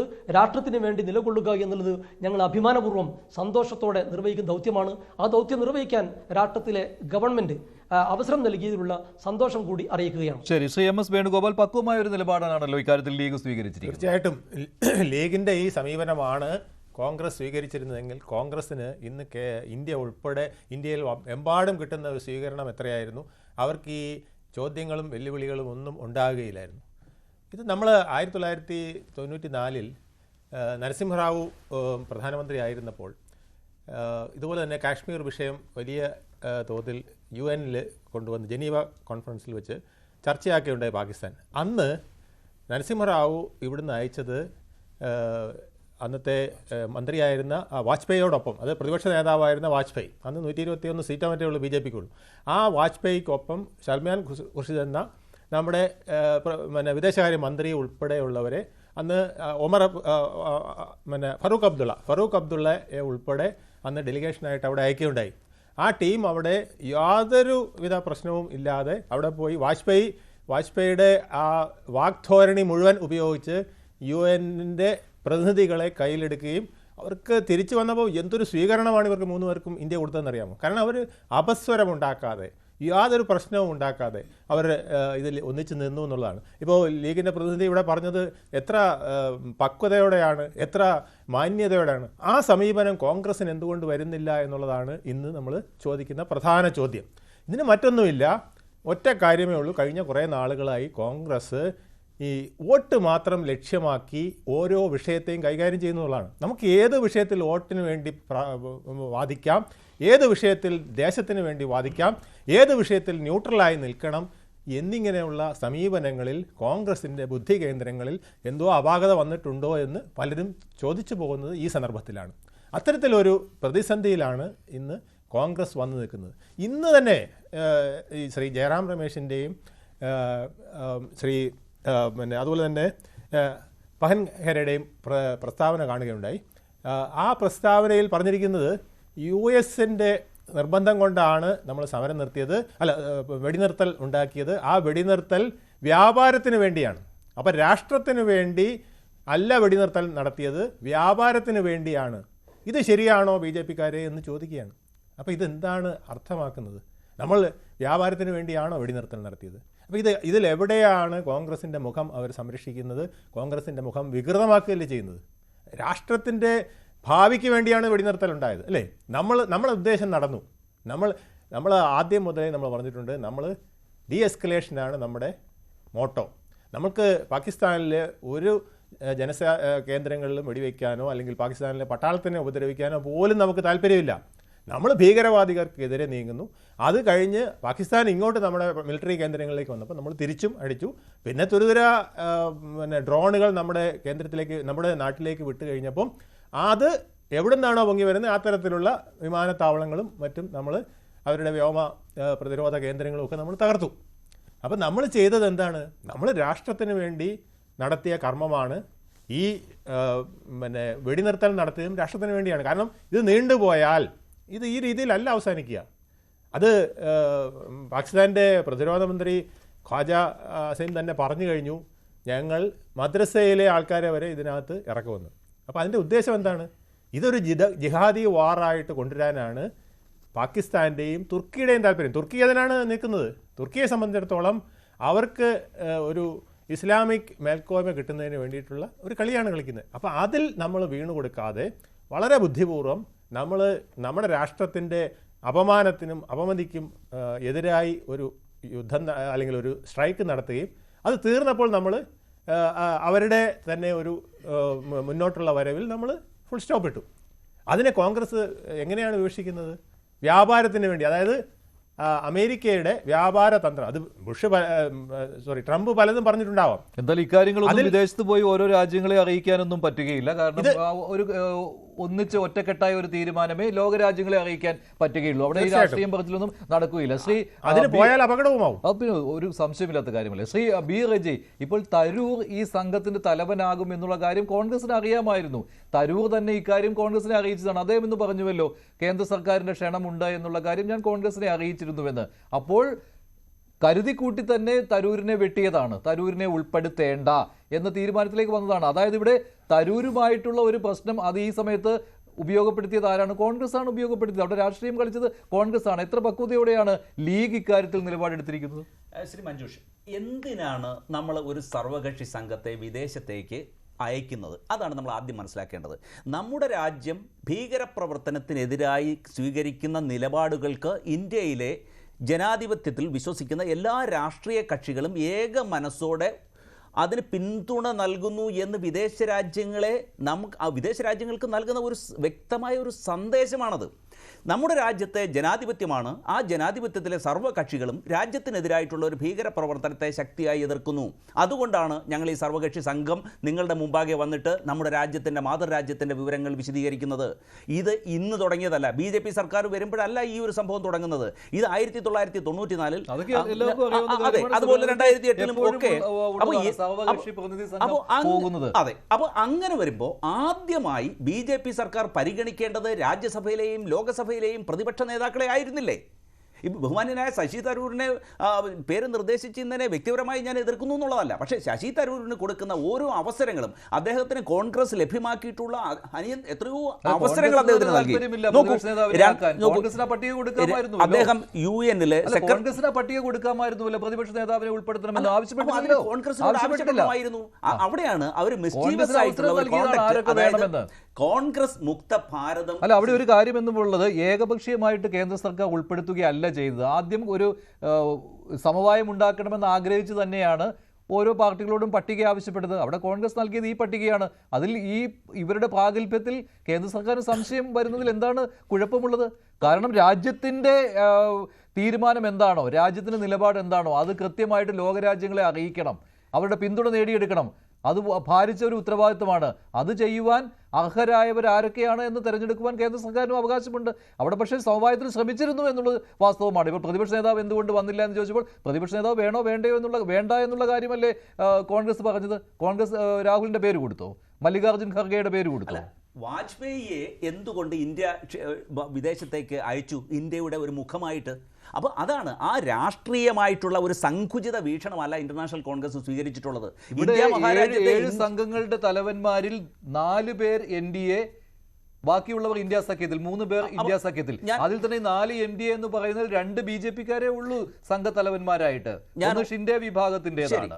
ഞാൻ ഒരു കാര്യം ചോദിക്കട്ടെ, ഇത്ര ആത്മാർത്ഥത BJP-ക്ക് ഇക്കാര്യത്തിൽ ഉണ്ടായിരുന്നുവെങ്കിൽ 2 ഓൾ പാർട്ടി മീറ്റിംഗ്, സർവകക്ഷി യോഗം നടന്നു. എന്തുകൊണ്ട് നമ്മുടെ പ്രധാനമന്ത്രി അവിടെ സംബന്ധിച്ച് ഈ വിവരങ്ങൾ നമ്മുടെ യോഗത്തിൽ അവതരിപ്പിച്ചില്ല? ഇവിടെ നിങ്ങളുടെ മുന്നിലേക്ക് കാര്യങ്ങൾ ഇട്ടുതരികയാണ് ഉണ്ടായത്. നിങ്ങൾ പേരുകൾ നിർദ്ദേശിക്കുമെന്ന്. നിങ്ങൾക്ക് പറ്റിയ അബദ്ധം, കോൺഗ്രസിന് പറ്റിയ അബദ്ധം എന്ന് പറയുന്നത് ഇവിടെ ശശി തരൂരിനെ തഴയുവാൻ കോൺഗ്രസ് ധൃതി കാണിച്ചു എന്നുള്ളതാണ്. തരൂരിന്റെ പേര് സ്വാഭാവികമായിട്ടും കേന്ദ്ര സർക്കാർ ഉൾപ്പെടുത്തും എന്ന കാര്യത്തിൽ കോൺഗ്രസിന് ഒരു സംശയവും ഉണ്ടായിരുന്നില്ലല്ലോ. അല്ല, അതിനകത്ത് ബഹുമാന്യനായ ശ്രീ ശശി തരൂരിൻ്റെ വൈജ്ഞാനികമായിട്ടുള്ള അദ്ദേഹത്തിൻ്റെ ബുദ്ധിവൈഭവത്തെയും അദ്ദേഹത്തിൻ്റെ വിദേശകാര്യ രംഗത്തുള്ള അദ്ദേഹത്തിൻ്റെ അഗാധ പാണ്ഡിത്യത്തെയും ഒന്നും ആരും നമ്മൾ കുറച്ച് കാണിക്കുന്നില്ല. കേരളത്തിലെ ജനങ്ങൾ പോലും അദ്ദേഹത്തെ നേതൃനിരയിലേക്ക് വരണം എന്ന് ആഗ്രഹിക്കുകയും ചെയ്തിരുന്നു. പക്ഷേ ഒരു നേതാവിന് ചേരുന്ന യുക്തമായ പക്വമായിട്ടുള്ള ഒരു സ്വഭാവ രീതി അദ്ദേഹം പുലർത്തുന്നില്ല എന്നുള്ളത് വാസ്തവമല്ലേ? ഒരു ലീഡർഷിപ്പിന് ഒരു സ്ഥിരതയുള്ള ഒരു സമീപന രീതി ആവശ്യമുണ്ട്, ഒരു വ്യക്തിത്വം ആവശ്യമുണ്ട്. അതായത് ഈ ചാഞ്ചാട്ടം, ഈ ശശി തരൂരിനെ സംബന്ധിച്ച് അദ്ദേഹം നിലപാടുകളിൽ അടിക്കടി മാറ്റം വരുന്നു. ഒരു നേതാവായി ഉള്ള ഒരാൾ അണികൾക്ക് പ്രചോദനമാകണം, അണികൾക്ക് പിന്തുണ നൽകണം, പാർട്ടി നേതൃത്വത്തോട് ഒരു കമ്മിറ്റ്മെന്റ് ഉണ്ടാവണം, ഒരു പ്രതിബദ്ധത ഉണ്ടാവണം. ശ്രീ പണിക്കർ, കോൺഗ്രസിൻ്റെതാകുന്നില്ല തരൂർ, അതാണ് അദ്ദേഹത്തിനുള്ള അയോഗ്യത. അല്ല നോക്കൂ, അദ്ദേഹം ഇതുവരെ പറഞ്ഞു വന്നത് മുഴുവനും ശശി തരൂരിന്റെ ഗുണഗണങ്ങളെക്കുറിച്ചും തരൂരിന് കോൺഗ്രസ് നൽകിയിരിക്കുന്ന 1000 അവസരങ്ങളെക്കുറിച്ചുമാണ്. എന്നിട്ട് അതിന്റെ അവസാന ഭാഗത്ത് അദ്ദേഹത്തിന് ശശി തരൂരിനെ കുറിച്ചിട്ടുള്ള ശരിയായ ഇംപ്രഷൻ അദ്ദേഹം പറയുകയും ചെയ്തു. എങ്ങനെ അതിന് അദ്ദേഹം പെരുമാറേണ്ടത്, എവിടെയാണ് അദ്ദേഹം അങ്ങനെ പെരുമാറാതിരുന്നത്, ഏത് തരത്തിലുള്ള ചാഞ്ചാട്ടമാണ് അദ്ദേഹം വിഷയങ്ങളിൽ എടുത്തത് എന്നൊക്കെയാണ് അദ്ദേഹം പറയുന്നത്. ഏതെങ്കിലും തരത്തിലുള്ള ചാഞ്ചാട്ടം അദ്ദേഹത്തിന്റെ ഭാഗത്ത് നിന്നില്ല. മറിച്ച് കോൺഗ്രസ് എടുത്തിരിക്കുന്ന പല കാര്യങ്ങളോടും തനിക്ക് വിയോജിപ്പുണ്ട് എന്ന് അങ്ങനെ പ്രത്യക്ഷമായി പറയാതെ എന്നാൽ അദ്ദേഹം എടുത്തിരിക്കുന്ന ഡീവിയേറ്റഡ് ആയിട്ടുള്ള ഒരു പൊസിഷനിൽ ഉറച്ചു നിൽക്കുകയാണ് അദ്ദേഹം ചെയ്തത്. ഇപ്പോൾ ഹമാസിന്റെ വിഷയം ഞാൻ നേരത്തെ പറഞ്ഞല്ലോ. ഹമാസ് ഒരു തീവ്രവാദ സംഘടനയാണ് എന്ന് അദ്ദേഹം പറഞ്ഞിരുന്നത് അന്ന് വെട്ടിലാക്കിയത് ആ യോഗം ഓർഗനൈസ് ചെയ്തിരുന്ന മുസ്ലിം ലീഗിനെ മാത്രമല്ല, അതിനേക്കാൾ കൂടുതൽ അത് വെട്ടിലാക്കിയത് കോൺഗ്രസിന്റെ പൊസിഷനെയാണ്. പക്ഷെ അത് അദ്ദേഹം അഭിപ്രായം മാറ്റിയിട്ടുണ്ടോ? മാറ്റിയിട്ടില്ല. അപ്പൊ അദ്ദേഹം അല്ല ചാഞ്ചാടുന്നത്, മറിച്ച് ചാഞ്ചാടുന്നത് കോൺഗ്രസ് ആണ്. അത് നമ്മൾ ഊഞ്ഞാലിലിരുന്ന് ആടുന്ന സമയത്ത് നമുക്ക് തോന്നും ചുറ്റും നിൽക്കുന്ന ആൾക്കാരൊക്കെയാണ് അങ്ങോട്ടും ഇങ്ങോട്ടും ഓസിലേറ്റ് ചെയ്യുന്നതെന്ന്. പക്ഷെ ആക്ച്വലി ഓസിലേറ്റ് ചെയ്യുന്നത് നമ്മളാണ്. അപ്പൊ ആ തിരിച്ചറിവ് അവർക്കില്ല. പിന്നെ അതുകൊണ്ട് തന്നെയാണ് ഞാൻ പറഞ്ഞത് ഈ അവസരം BJP മുതലാക്കി. അതൊരു വസ്തുതയാണ്. രാഷ്ട്രീയം അറിയാവുന്ന ആർക്കും മനസ്സിലാവുന്ന ഒരു കാര്യമാണ് BJP വളരെ കൃത്യമായിട്ട് ഈ ഒരു അവസരം മുതലാക്കിയെന്ന്. അപ്പൊ അത് ഞാൻ പറയുന്ന സമയത്ത് ഞാൻ BJPയെ ന്യായീകരിക്കുകയാണ് എന്ന് ശ്രീ ഷാക്കിർ പറഞ്ഞാൽ തരൂരിനെ തഴഞ്ഞ സഖ്യകക്ഷിയായ കോൺഗ്രസിനെ ഷാക്കിർ വെള്ളപൂശാനായിട്ട് പെയിന്റ് ബക്കറ്റുമായിട്ട് വന്നിരിക്കുകയാണെന്ന് എനിക്കും പറയേണ്ടി വരും. പക്ഷെ അതല്ല ഇവിടുത്തെ വിഷയം. ഇവിടുത്തെ വിഷയം രാജ്യത്തിന്റെ ഭാഗം വിശദീകരിക്കാൻ കോൺഗ്രസ് അവരുടെ പക്കലുണ്ടായിരുന്ന ഏറ്റവും മികച്ച ആയുധത്തിനെ BJP ഗവൺമെന്റിന് നൽകിയില്ല എന്നുള്ളതാണ്. ശശി തരൂർ പ്രത്യേകത അദ്ദേഹത്തിന് ഉണ്ടാകുന്നത് എന്തുകൊണ്ടാണ്? അദ്ദേഹത്തിന് ഗ്ലോബലി നല്ലൊരു ഇമേജ് ഉണ്ട്. കാരണം അദ്ദേഹം നേരത്തെ വഹിച്ചിരുന്ന പല ഔദ്യോഗിക പൊസിഷൻ കാരണം അതുണ്ട്. 2 ചെറിയ പീരീഡിലെങ്കിലും അദ്ദേഹം ഒരു വിദേശകാര്യ മന്ത്രിയായിരുന്നു. വളരെ സീസൺഡ് ആയിട്ടുള്ള ഒരു പൊളിറ്റീഷ്യനാണ് അദ്ദേഹം. വളരെ ആർട്ടിക്കുലേറ്റ് ആയിട്ടുള്ള വ്യക്തിയാണ്. ഈ സമയത്ത് ഒരു പക്ഷേ BJPക്കാർ പറഞ്ഞതിനേക്കാൾ കൂടുതൽ നന്നായിട്ട് കേന്ദ്ര സർക്കാരിന്റെ സൈന്യത്തിന്റെ ഒക്കെ പൊസിഷൻ പറഞ്ഞിരിക്കുന്ന ഏറ്റവും പ്രധാനപ്പെട്ട ഇന്ത്യൻ നേതാവ് എന്ന് പറയുന്നതും അദ്ദേഹമാണ്. അദ്ദേഹത്തിനെ മാധ്യമങ്ങൾക്ക് ലോകത്തിൽ മൊത്തം അറിയാം. അതുകൊണ്ട് തന്നെ വിദേശ മാധ്യമങ്ങൾ ഈ വിഷയവുമായി ബന്ധപ്പെട്ട് എന്തെങ്കിലും തരത്തിലുള്ള അഭിപ്രായം ശേഖരിക്കുന്നെങ്കിൽ അതിന് ഏറ്റവും കൂടുതൽ തവണ തെരഞ്ഞെടുത്തിരിക്കുന്നത് ശശി തരൂരിനെയാണ്. അവിടെയെല്ലാം അദ്ദേഹം നടത്തിയിരിക്കുന്ന അഭിമുഖങ്ങൾ, അദ്ദേഹം നൽകിയിരിക്കുന്ന അഭിപ്രായ പ്രകടനങ്ങൾ അതൊന്നും കോൺഗ്രസിനെയോ BJPയോ മെച്ചമാക്കി കാണിക്കുകയല്ല, മറിച്ച് രാജ്യത്തിന്റെ താല്പര്യം വിൻഡിക്കേറ്റഡ് ആണ് എന്ന് തെളിയിക്കുകയാണ് ചെയ്തത്. അപ്പൊ അത് വെള്ളപൂശലല്ല. അങ്ങനെ പറയുന്ന കാര്യം വെള്ളപൂശലല്ല, മറിച്ച് അദ്ദേഹം തന്നെ പറഞ്ഞതുപോലെ ഭാരതീയൻ എന്ന നിലയ്ക്ക് അദ്ദേഹത്തിന്റെ ഏറ്റവും മികച്ച കർത്തവ്യം അദ്ദേഹം കോൺഗ്രസിന് അക്കാര്യത്തിൽ അഭിമാനകരമായിട്ട് പറയാമായിരുന്നു. BJP വാജ്പേയിയുടെ കാര്യം പറയുന്നത് പോലെ അല്ലേ, ഇവിടെ ഞങ്ങൾക്ക് നേതാക്കന്മാരില്ല, പക്ഷെ ഞങ്ങളുടെ ഒരു നേതാവുണ്ട് ശശി തരൂർ. അദ്ദേഹം രാജ്യത്തിന്റെ നിലപാട് എന്താണ് എന്നുള്ള കാര്യം ലോക രാജ്യങ്ങൾക്ക് മുന്നിൽ അവതരിപ്പിക്കും. അങ്ങനെ ഒരു ശക്തനായ നേതാവിനെ ഇതാ ഞങ്ങൾ തരുന്നു എന്ന് പറഞ്ഞ് അഭിമാനിക്കാമായിരുന്നു കോൺഗ്രസിന്. പക്ഷെ അത് നഷ്ടപ്പെടുത്തി കഴിഞ്ഞു. എക്സാക്ട്ലി. അതായത് നമ്മളിങ്ങനെ ഈ പറയുന്ന സമയത്ത് നരസിംഹറാവു വാജ്പേയിയെ ക്ഷണിച്ചു എന്നൊക്കെ പറഞ്ഞ് അത് നരസിംഹറാവുവിന്റെയോ കോൺഗ്രസിന്റെയോ ഒരു ബെനവലൻസ് ആയിട്ട് കാണുന്നതിന് പകരം നമ്മളവിടെ മനസ്സിലാക്കേണ്ടത് സത്യത്തിൽ ഒരു പക്ഷേ ഈ കാര്യം ഏറ്റവും കൃത്യമായി ആർട്ടിക്കുലേറ്റ് ചെയ്യാൻ പറ്റുന്നത് AB വാജ്പേയിക്കാണ് എന്ന തിരിച്ചറിവ് അന്ന് നരസിംഹറാവുവിനുണ്ടാകുന്നു, കോൺഗ്രസിനുണ്ടാകുന്നു. അങ്ങനെ അദ്ദേഹത്തെ ക്ഷണിക്കാനായിട്ട് തീരുമാനിക്കുന്നു. അവിടെ യാതൊരു വിധത്തിലുള്ള വൈമനസ്യവും കൂടാതെ അദ്ദേഹത്തിനെ വിട്ടുകൊടുക്കാനായിട്ട് BJPയും തയ്യാറാകുന്നു. എന്ന് വെച്ചാൽ അവിടെ നാഷണൽ ഇൻട്രസ്റ്റ് കോംപ്രമൈസ് ചെയ്യാനായിട്ട് നരസിംഹറാവുവിന്റെ കീഴിലുണ്ടായിരുന്ന കോൺഗ്രസും അതേപോലെ BJPയും തയ്യാറായില്ല എന്നുള്ളതാണ്. അപ്പൊ അതിനെ തിരിച്ച് റെപ്ലിക്കേറ്റ് ചെയ്യാനുള്ള ഏറ്റവും നല്ല ഒരവസരം, അത് വീണ്ടും അതേപോലെ തന്നെ കാണിക്കുന്നതിനുള്ള ഏറ്റവും നല്ല അവസരമായിരുന്നു ഇത്. പക്ഷേ അതുകൊണ്ടാണ് ആരൊക്കെയാണ് വേണ്ടത് എന്ന് ആദ്യമേ BJP അങ്ങോട്ട് ചോദിക്കുന്ന സമയത്ത് കോൺഗ്രസിന് ഒന്നാമത്തെ പേരുകാരനായിട്ട് ശശി തരൂരിനെ വെക്കാമായിരുന്നു. എന്തുകൊണ്ട് രാഹുൽ ഗാന്ധിയെ കോൺഗ്രസിനോട് ചോദിക്കുക പോലും ചെയ്യാതെ എന്തുകൊണ്ട് രാഹുൽ ഗാന്ധിയുടെ പേര് BJP നിർദ്ദേശിച്ചില്ല, അല്ലെങ്കിൽ കേന്ദ്ര സർക്കാർ നിർദ്ദേശിച്ചില്ല എന്നാണ്. അത് നരസിംഹറാവു വാജ്പേയിയെ നിർദ്ദേശിച്ച പോലെ അതാണ് കോൺഗ്രസ്. രാഹുൽ ഗാന്ധിയുടെ പേര് എങ്ങനെയാണ് നിർദ്ദേശിക്കുക? അദ്ദേഹത്തിന്റെ ഏറ്റവും പുതിയ ആരോപണം എന്താണെന്ന് നോക്കൂ. ANIക്ക് നമ്മുടെ വിദേശകാര്യമന്ത്രി S ജയശങ്കർ നൽകിയിരിക്കുന്ന ഒരു അഭിമുഖത്തിൽ അദ്ദേഹം പറയുന്നുണ്ട്, at the start of the mission, ഏത് operation Sindoor, at the start of the mission നമ്മൾ പാകിസ്ഥാന് കൃത്യമായിട്ടുള്ള ഒരു സന്ദേശം നൽകിയിരുന്നു. നമ്മളിത് തീവ്രവാദ കേന്ദ്രങ്ങളെ മാത്രമേ ആക്രമിക്കുന്നുള്ളൂ, സിവിലിയൻ കേന്ദ്രങ്ങളെയോ സൈന്യത്തിനെയോ ആക്രമിക്കുന്നില്ല, അതുകൊണ്ട് നിങ്ങൾ ഇതിനകത്ത് വരേണ്ടുന്ന കാര്യമില്ല എന്ന് പറഞ്ഞു. ആ അഡ്വൈസ് പാകിസ്ഥാൻ എടുത്തില്ല എന്ന് അദ്ദേഹം ANIക്ക് നൽകിയിരിക്കുന്ന രഹസ്യമായിട്ടുള്ള ക്യാമറയൊന്നുമല്ല ഇന്റർവ്യൂവിൽ അദ്ദേഹം പറയുന്നുണ്ട്. At the start of the mission ഇങ്ങനെ പറഞ്ഞു. അത് നമുക്ക് എല്ലാവർക്കും അറിയാമല്ലോ. നമ്മുടെ സൈന്യം പറഞ്ഞതാണ്, വിദേശകാര്യമന്ത്രി പറഞ്ഞതാണ്, എല്ലാവരും പറഞ്ഞതാണ്, ഒഫീഷ്യൽ കമ്മ്യൂണിക്കേഷനിലും പറഞ്ഞതാണ്. എന്നിട്ടും ജയറാം രമേശും അല്പം മുമ്പ് രാഹുൽ ഗാന്ധിയും ആ ഒരു സ്റ്റേറ്റ്മെന്റിനെ എടുത്തതിന് ശേഷം ഇതാ ഇവിടെ നമ്മുടെ വിദേശകാര്യമന്ത്രി നമ്മൾ ആക്രമിക്കാൻ പോകുന്നേ എന്ന വിവരം രഹസ്യമായി ലീക്ക് ചെയ്ത് പാകിസ്ഥാന് കൊടുത്തു എന്ന് പറഞ്ഞുകൊണ്ട് ഇപ്പൊ ട്വിറ്ററിൽ തുടങ്ങിയിട്ടുണ്ട്. എന്ന് വെച്ചാൽ അദ്ദേഹം പറഞ്ഞ at the start of the mission അല്ലാതെ ബിഫോർ ദ മിഷൻ സ്റ്റാർട്ടഡ് എന്നല്ല. അപ്പൊ ഇവർക്ക് ഭാഷയും അറിയില്ല, കൂടെയുള്ള എംപിമാരാരാണെന്നും അറിയില്ല. എന്നിട്ട് രാജ്യത്തിന്റെ വിദേശകാര്യ മന്ത്രി ഇപ്പൊ രാജിവെക്കണമെന്നാണ് പറയുന്നത്. ഇന്ന് വൈകുന്നേരം മുതൽ തുടങ്ങിയിരിക്കുന്ന ക്യാമ്പയിനാണ്. ഇപ്പോൾ അദ്ദേഹം രാജിവെക്കണമെന്ന് പറഞ്ഞു. ഇതുവരെ ജയറാം രമേശാണ് പറഞ്ഞിരുന്നതെങ്കിൽ ഇപ്പോൾ കോൺഗ്രസിന്റെ പ്രധാനപ്പെട്ട നേതാവും ലോക്സഭയിലെ പ്രതിപക്ഷ നേതാവുമായിട്ടുള്ള രാഹുൽ ഗാന്ധിയും ഇദ്ദേഹത്തിന്റെ രാജി ആവശ്യപ്പെടുകയാണ്. കാരണം നമ്മുടെ രഹസ്യ വിവരങ്ങൾ ലീക്ക് ചെയ്തു. എവിടെ?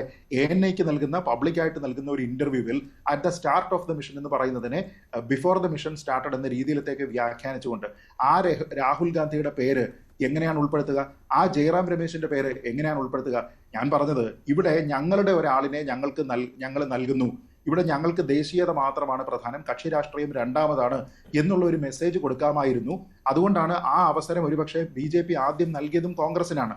പക്ഷേ അന്നേരം നോമിനേറ്റ് ചെയ്യാതെ അവസാനം വേണ്ടയാളിനെ ഈ ബസ്സിൽ വിളിച്ചു കയറ്റിക്കൊണ്ട് ഇവർ പോയി കഴിയുമ്പോൾ, ബസ് പോയി കഴിഞ്ഞതിന് ശേഷം നിർത്തണമെന്നും പറഞ്ഞ് കോൺഗ്രസ്സുകാർ കൈ കാണിച്ചതുകൊണ്ട് യാതൊരു വിധത്തിലുള്ള ഗുണവും. എന്നിട്ട് രാഹുൽ ഗാന്ധിയെ ഉൾപ്പെടുത്തിയില്ല എന്ന് അല്ലല്ല, രാഹുൽ ഗാന്ധിയെ ക്ഷണിച്ചില്ല എന്നുള്ള കാര്യം പറഞ്ഞുകൊണ്ട് ഇപ്പോൾ നിലവിളിക്കുകയാണ് ശ്രീ CK ശാക്ര. രാഹുൽ ഗാന്ധിയെ എങ്ങനെ ഉൾപ്പെടുത്തും?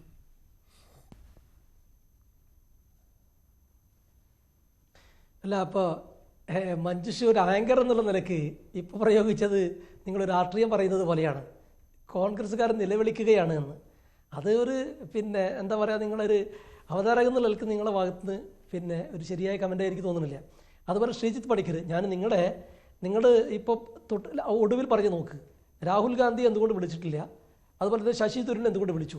രണ്ടിലും നിങ്ങൾ പറഞ്ഞത് രണ്ട് രീതിയിലാണ്. ഞാൻ ആദ്യമേ പറഞ്ഞു, വിഷയം ഓപ്പറേഷൻ സിന്ദൂരാണെങ്കിൽ ഞങ്ങളത് രാഷ്ട്രത്തിനൊപ്പമാണ്. ഇത് രാജ്യത്തിന് പുറത്തു പോയി മറ്റു രാജ്യങ്ങൾക്കിടയിൽ നമ്മുടെ നിലപാട് പറയുന്നതിനാണെങ്കിൽ അപ്പോഴും നമ്മൾ രാഷ്ട്രത്തിനൊപ്പവും രാജ്യത്തെ സർക്കാരിനൊപ്പവുമാണ്. ഇതിൽ രാഷ്ട്രീയമാണ് നിങ്ങൾ പറയുന്നതെങ്കിൽ നമ്മൾ BJPക്കെതിരാണ്. BJP എന്ന പാർട്ടി നമുക്കെതിരായതുകൊണ്ടല്ല, BJP ഇതിൽ ഒരുപാട് രാഷ്ട്രീയം കളിച്ചിട്ടുണ്ട്. അത് നമുക്കറിയാം. ഈ സൗദി അറേബ്യയിൽ സന്ദർശനത്തിലിരിക്കുന്ന നമ്മുടെ പ്രധാനമന്ത്രി ആ സന്ദർശനം വെട്ടിച്ചുരുക്കി ഈ സാഹചര്യം ഉണ്ടായപ്പോൾ നാട്ടിലേക്ക് വന്നിട്ട് കാശ്മീർ സന്ദർശിക്കാതെ, സർവകക്ഷി യോഗത്തിൽ പങ്കെടുക്കാതെ, ബീഹാറിലെ എന്താ പറയുക തെരഞ്ഞെടുപ്പ് മുന്നൊരുക്കമായ റാലിയിലേക്ക് പോയതാണ്. അതിന് നിങ്ങൾക്കൊന്നും പരാതിയില്ല. അതുപോലെ എനിക്കൊക്കെ ഇപ്പോൾ രാജ്യത്തെ പൗരന്മാരെന്നുള്ള നിലയ്ക്ക് നമുക്കൊക്കെ ഉണ്ടായിട്ടൊരു സംശയമുണ്ട്, ഇപ്പോഴും നിലനിൽക്കുന്നുണ്ട്. ഇത്രയും ശക്തമായ സൈന്യമുള്ള ലോകത്തിലെ 4ാമത്തെ സൈനിക ശക്തി ഇന്ത്യയാണ്. പാകിസ്ഥാൻ 12ാമത് മാത്രമേ വരുന്നുള്ളൂ. ആ ലോകത്തിലെ 4ാമത്തെ സൈനിക ശക്തിയായ ഇന്ത്യക്കകത്ത് ഏറ്റവും മിടുക്കരായ പോലീസ് ഉദ്യോഗസ്ഥരുടെ രാജ്യത്ത് 26ഓളം ആളുകളെ ഭീകരവാദികൾ നേരിട്ട് നടന്നു വന്ന് വെടിവെച്ച് തിരിച്ചു പോയിട്ട് 5 കിലോമീറ്റർ ചുറ്റളവിൽ വാഹനത്തിന് പോലും സഞ്ചരിക്കാൻ കഴിയാത്ത ഒരു സ്ഥലത്ത് ഇത്ര ക്രൂരകൃത്യം ചെയ്ത് നമ്മളെ വിലപ്പെട്ട ജീവൻ നഷ്ടപ്പെടുത്തിയിട്ട് ഒരാളെ പോലും ഏറെക്കുറെ ഒരു മാസം ആകാറായി. ഇന്ന് 18-ാം തീയതി. എന്നിട്ട് അവരെ പിടിക്കാൻ കഴിയാത്തതിനെ കുറിച്ച് നമ്മൾ എന്താ ചർച്ച ചെയ്യാത്ത അറിയോ? ഇപ്പോൾ ചർച്ച ചെയ്യേണ്ട വിഷയം അല്ല എന്നുള്ളത് കൊണ്ടാണ്. അത് BJP മറുപടി പറയേണ്ടി വരും. എപ്പോൾ? ഈ വിഷയമൊക്കെ കഴിഞ്ഞ് നമ്മൾ ഇതിൻ്റെ ആഭ്യന്തരമായ കാര്യങ്ങളിലേക്ക് പോകുമ്പോൾ. ഞാൻ ശ്രീജിത്ത് പണിക്കരോട് ചോദിക്കട്ടെ, രാജ്യത്തിൻ്റെ ചരിത്രത്തിൽ ഏതെങ്കിലും ഒരു തവണ ഇത്ര ഈ രീതിയിൽ കുറ്റകൃത്യം ചെയ്ത ഒരു പ്രതികളെ പോലും പിടിക്കാൻ കഴിയാത്ത സാഹചര്യം ഉണ്ടായിട്ടുണ്ടോ? ഞാൻ പലപ്പോഴും പറഞ്ഞിട്ടുള്ളൊരു സംഗതിയുണ്ട്. മുംബൈ ഭീകരാക്രമണം ഉണ്ടായപ്പോൾ അന്നത്തെ ആഭ്യന്തരമന്ത്രിയായിരുന്ന ശിവരാജ് പാട്ടീൽ രാജിവെച്ചത് എന്തുകൊണ്ടാണ്? BJP പോലെയുള്ള ആളുകൾ ധാർമ്മിക ഉത്തരവാദിത്വം ഏറ്റെടുത്ത് രാജിവെക്കണമെന്ന് പറഞ്ഞപ്പോൾ ഒരു ജനാധിപത്യ സംവിധാനത്തിൽ മര്യാദ, അതിൻ്റെ ധാർമ്മിക ഉത്തരവാദിത്വം അദ്ദേഹം ഏറ്റെടുത്ത് രാജിവെച്ചു. അത് സ്വാഭാവികമായും ഈ വിഷയം വരുമ്പോൾ, ഇത്ര ഗുരുതരമായിട്ടുള്ള സംഗതികൾ രാജ്യത്ത് ജനങ്ങൾ ചർച്ച ചെയ്യുമ്പോൾ ഒരു പ്രതിപക്ഷ പാർട്ടിയുടെ ദൗത്യം ഈ കോൺഗ്രസും മറ്റു പാർട്ടി നിർവഹിക്കില്ലേ? അത് രാജ്യത്തിനകത്ത് നിർവഹിക്കുന്നതിന് ഈ രീതിയിൽ ദുർവ്യാഖ്യാനം ചെയ്യാൻ പാടുണ്ടോ?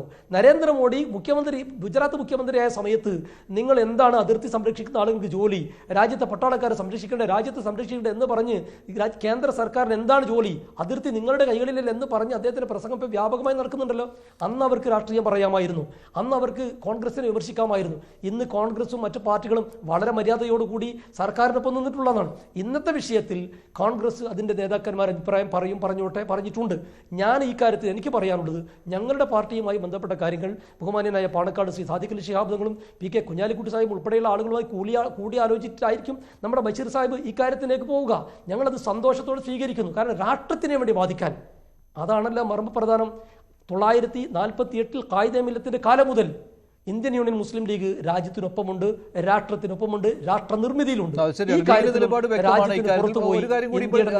രാഹുൽ ഗാന്ധിയെ ആയിരുന്നു ഈ സംഘത്തിൽ ഒരു സംഘത്തെ നയിക്കാൻ കേന്ദ്ര സർക്കാർ തെരഞ്ഞെടുക്കേണ്ടത്. അവിടെ ശശി തരൂരിനെ തെരഞ്ഞെടുത്തത് അതിൽ രാഷ്ട്രീയമുണ്ടെന്ന് കാണുന്നുണ്ടോ? അന്ന് ഞാൻ തുടക്കത്തിലേ പറഞ്ഞു, രാഷ്ട്രീയ ചർച്ചയിലേക്കാണ് നമ്മൾ പോകുന്നതെങ്കിൽ എനിക്ക് രാഷ്ട്രീയം പറയാൻ അറിയാം. നമുക്കൊക്കെ മനസ്സിലാവില്ല. ഇപ്പോൾ ഈ പറയുന്ന പ്രിയപ്പെട്ട സുഹൃത്ത് ശ്രീജിത്ത് പണിക്കർ ആണെങ്കിലും ഇതെന്തുകൊണ്ടാണ് ഇപ്പോൾ ഈ കാര്യത്തിൽ നമ്മൾ ശശി തരൂരിനെ വല്ലാണ്ട് BJP സ്നേഹിക്കുന്നത് നമുക്കറിയാം. ഇപ്പോൾ ഐക്യരാഷ്ട്രസഭയിലേക്ക് ജനറൽ സെക്രട്ടറിയായി ആരാ ശശി തരൂരിനെ നിർദ്ദേശിച്ചിരുന്നത്?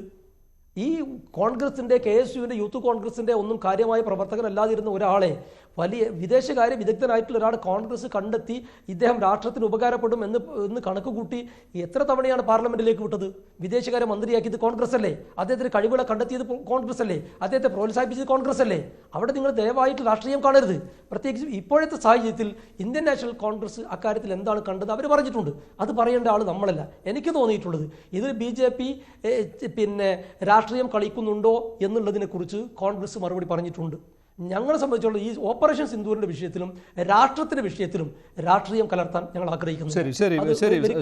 പക്വമായ നിലപാട് തന്നെയാണിത്. ശ്രീ വേണുഗോപാൽ നേരത്തെ റജി പറഞ്ഞ കാര്യമുണ്ടല്ലോ, ശ്രീജിത്ത് അതിന് മറുപടിയും നൽകിയിരുന്നു. രാഹുലിനെ ക്ഷണിക്കാത്തത് അതാണ് യഥാർത്ഥത്തിൽ ചൂണ്ടിക്കാണിക്കേണ്ടത് എന്ന്. കാരണം വാജ്പേയിയെ ക്ഷണിച്ചതാണ് നരസിംഹറാവു.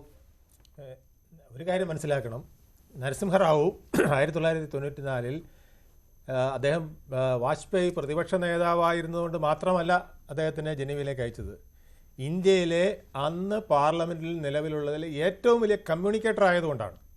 അദ്ദേഹം ആ ജനീവയിൽ പോയിട്ട് സംസാരിച്ചത് ഓരോ വാക്കും വരിയും ഇന്ത്യക്ക് അഭിമാനമുണ്ടാകുന്നതായിരുന്നു എന്ന് നരസിംഹറാവു വന്നു കഴിഞ്ഞിട്ട് പറഞ്ഞു അദ്ദേഹത്തിന് കൊടുത്ത സ്വീകരണത്തിൽ. അതാണ് അതിൻ്റെ പ്രത്യേകത. നമ്മളെ ത്രസിപ്പിക്കുന്ന വിധത്തിൽ, മറ്റുള്ളവരെ വളരെ ആലോചിപ്പിക്കുന്ന വിധത്തിൽ, അതുപോലെ തന്നെ അവരുടെ വാദഗതിയെ താഴ്ത്തുന്ന വിധത്തിൽ സംസാരിക്കാൻ കഴിവുള്ള ഒരാളെ വേണം നമ്മൾ ഇവിടെ നയിക്കാൻ. അത്തരത്തിലുള്ള ഒരാൾ എന്ന് പറയുന്നത് ഇന്ന് ശശി തരൂർ മാത്രമേ ഉള്ളൂ.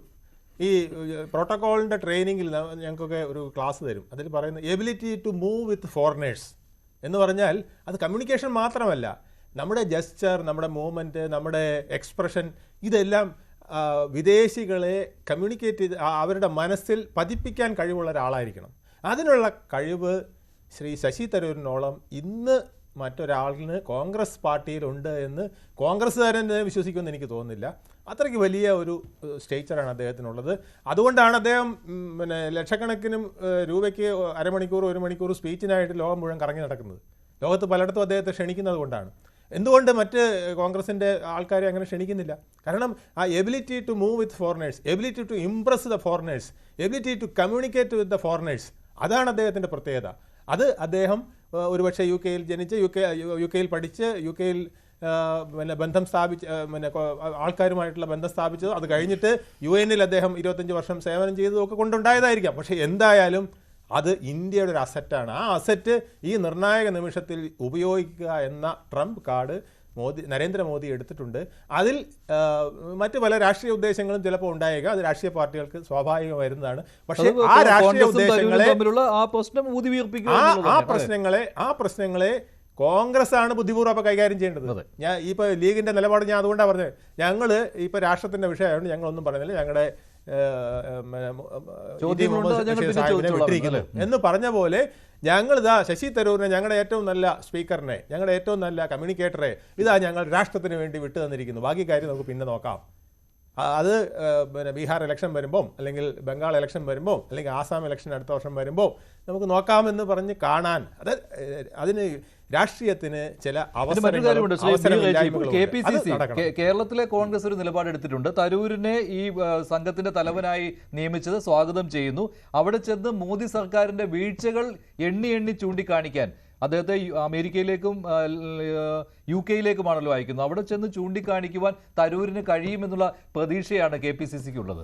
ഈ തരൂരൻ എന്ന വ്യക്തിയെ വളർത്തിയത് ആരാണ്? അവിടെ ചെന്ന് മോദി സർക്കാരിന്റെ വീഴ്ച ചൂണ്ടിക്കാണിക്കാനാണ്. ഞാൻ ചോദിക്കട്ടെ, കോൺഗ്രസ് അല്ലേ അദ്ദേഹത്തെ വളർത്തിയത്? അദ്ദേഹത്തെ 4 തവണ MP ആക്കിയതാരാണ്? കേരളത്തിലെ തിരുവനന്തപുരത്തെ കോൺഗ്രസ്സുകാരുടെ വിയർപ്പിന്റെ വിലയല്ലേ? അദ്ദേഹം 2 തവണ മന്ത്രിയായില്ലേ? അദ്ദേഹം കോൺഗ്രസിന്റെ പ്രസിഡന്റിനെതിരെ അദ്ദേഹം മത്സരിച്ചില്ലേ? അന്ന് അദ്ദേഹത്തെ അദ്ദേഹത്തിൻ്റെ മൂല്യം മനസ്സിലായില്ലേ? വെറും 14% വോട്ടാണ് അദ്ദേഹത്തിന് ലഭിച്ചത്. പക്ഷേ അദ്ദേഹം ആ ഉണ്ടാക്കിയ അദ്ദേഹത്തിൻ്റെ ഈ പ്രശസ്തി കോൺഗ്രസിൻ്റെ ഭാഗമായി നിന്നിട്ട് ലഭിച്ചതാണ്. അപ്പോൾ കോൺഗ്രസ് പ്രസ്ഥാനത്തിനോടും അതിൻ്റെ ഐഡിയോളജിയോടും ഒരു കമ്മിറ്റ്മെൻറ്റ് പ്രവർത്തിക്കാനും ആ കോൺഗ്രസിൻ്റെ ഐഡിയോളജിയിൽ വിശ്വസിച്ചുകൊണ്ട് അണികൾക്ക് പ്രചോദനമേകാനുമുള്ള ശ്രമങ്ങൾ കൂടി അദ്ദേഹം നടത്തേണ്ടേ? അദ്ദേഹം കോൺഗ്രസിൻ്റെ നേതൃനിരയോട് എന്തിനാണ് ഈ അകലം പാലിക്കുന്നത്? അവരോട് സംവദിക്കാനുള്ള അവസരം എന്തുകൊണ്ട് അദ്ദേഹം ഒഴിവാക്കുന്നു? അല്ലെങ്കിൽ അദ്ദേഹം മാധ്യമ ശ്രദ്ധ കിട്ടാൻ വേണ്ടിയാണോ ഇത് പലപ്പോഴും ചെയ്യുന്നതെന്ന് സംശയിക്കേണ്ടിയിരിക്കുന്നു. കാരണം വിവാദങ്ങൾ സൃഷ്ടിക്കുക. ഇവിടെ കേരളത്തിൽ അധികാര സ്ഥാനത്തോട് എപ്പോഴും അദ്ദേഹത്തിന് ഒരു വലിയ താല്പര്യം ഉള്ളതായിട്ട് കാണുന്നു. അദ്ദേഹം യുണൈറ്റഡ് നേഷൻസിൽ വർക്ക് ചെയ്യുമ്പോൾ UN സെക്രട്ടറി ജനറൽ സ്ഥാനത്തേക്ക് അദ്ദേഹം മത്സരിച്ചു. അദ്ദേഹം കേരളത്തിൽ വരുമ്പോൾ കേരളത്തിലെ മന്ത്രിസ്ഥാനത്തേക്ക് ഇവിടുത്തെ ഭരണകക്ഷിയെ സംരക്ഷിച്ചുകൊണ്ട് അവരുടെ ചില താല്പര്യങ്ങളെ അതിനെ പ്രോത്സാഹനം നൽകുന്നു, അതിനെ പിന്തുണയ്ക്കുന്നു. അപ്പോൾ അതുപോലെ ഇത്തരത്തിൽ അധികാര സ്ഥാനത്തിനോട് ഒരു പ്രത്യേകമായിട്ടുള്ളൊരു അഭിനിവേശം പലപ്പോഴും അദ്ദേഹം കാണിക്കുന്നു. അദ്ദേഹം 2 തവണ മന്ത്രിയായ വ്യക്തിയാണ്.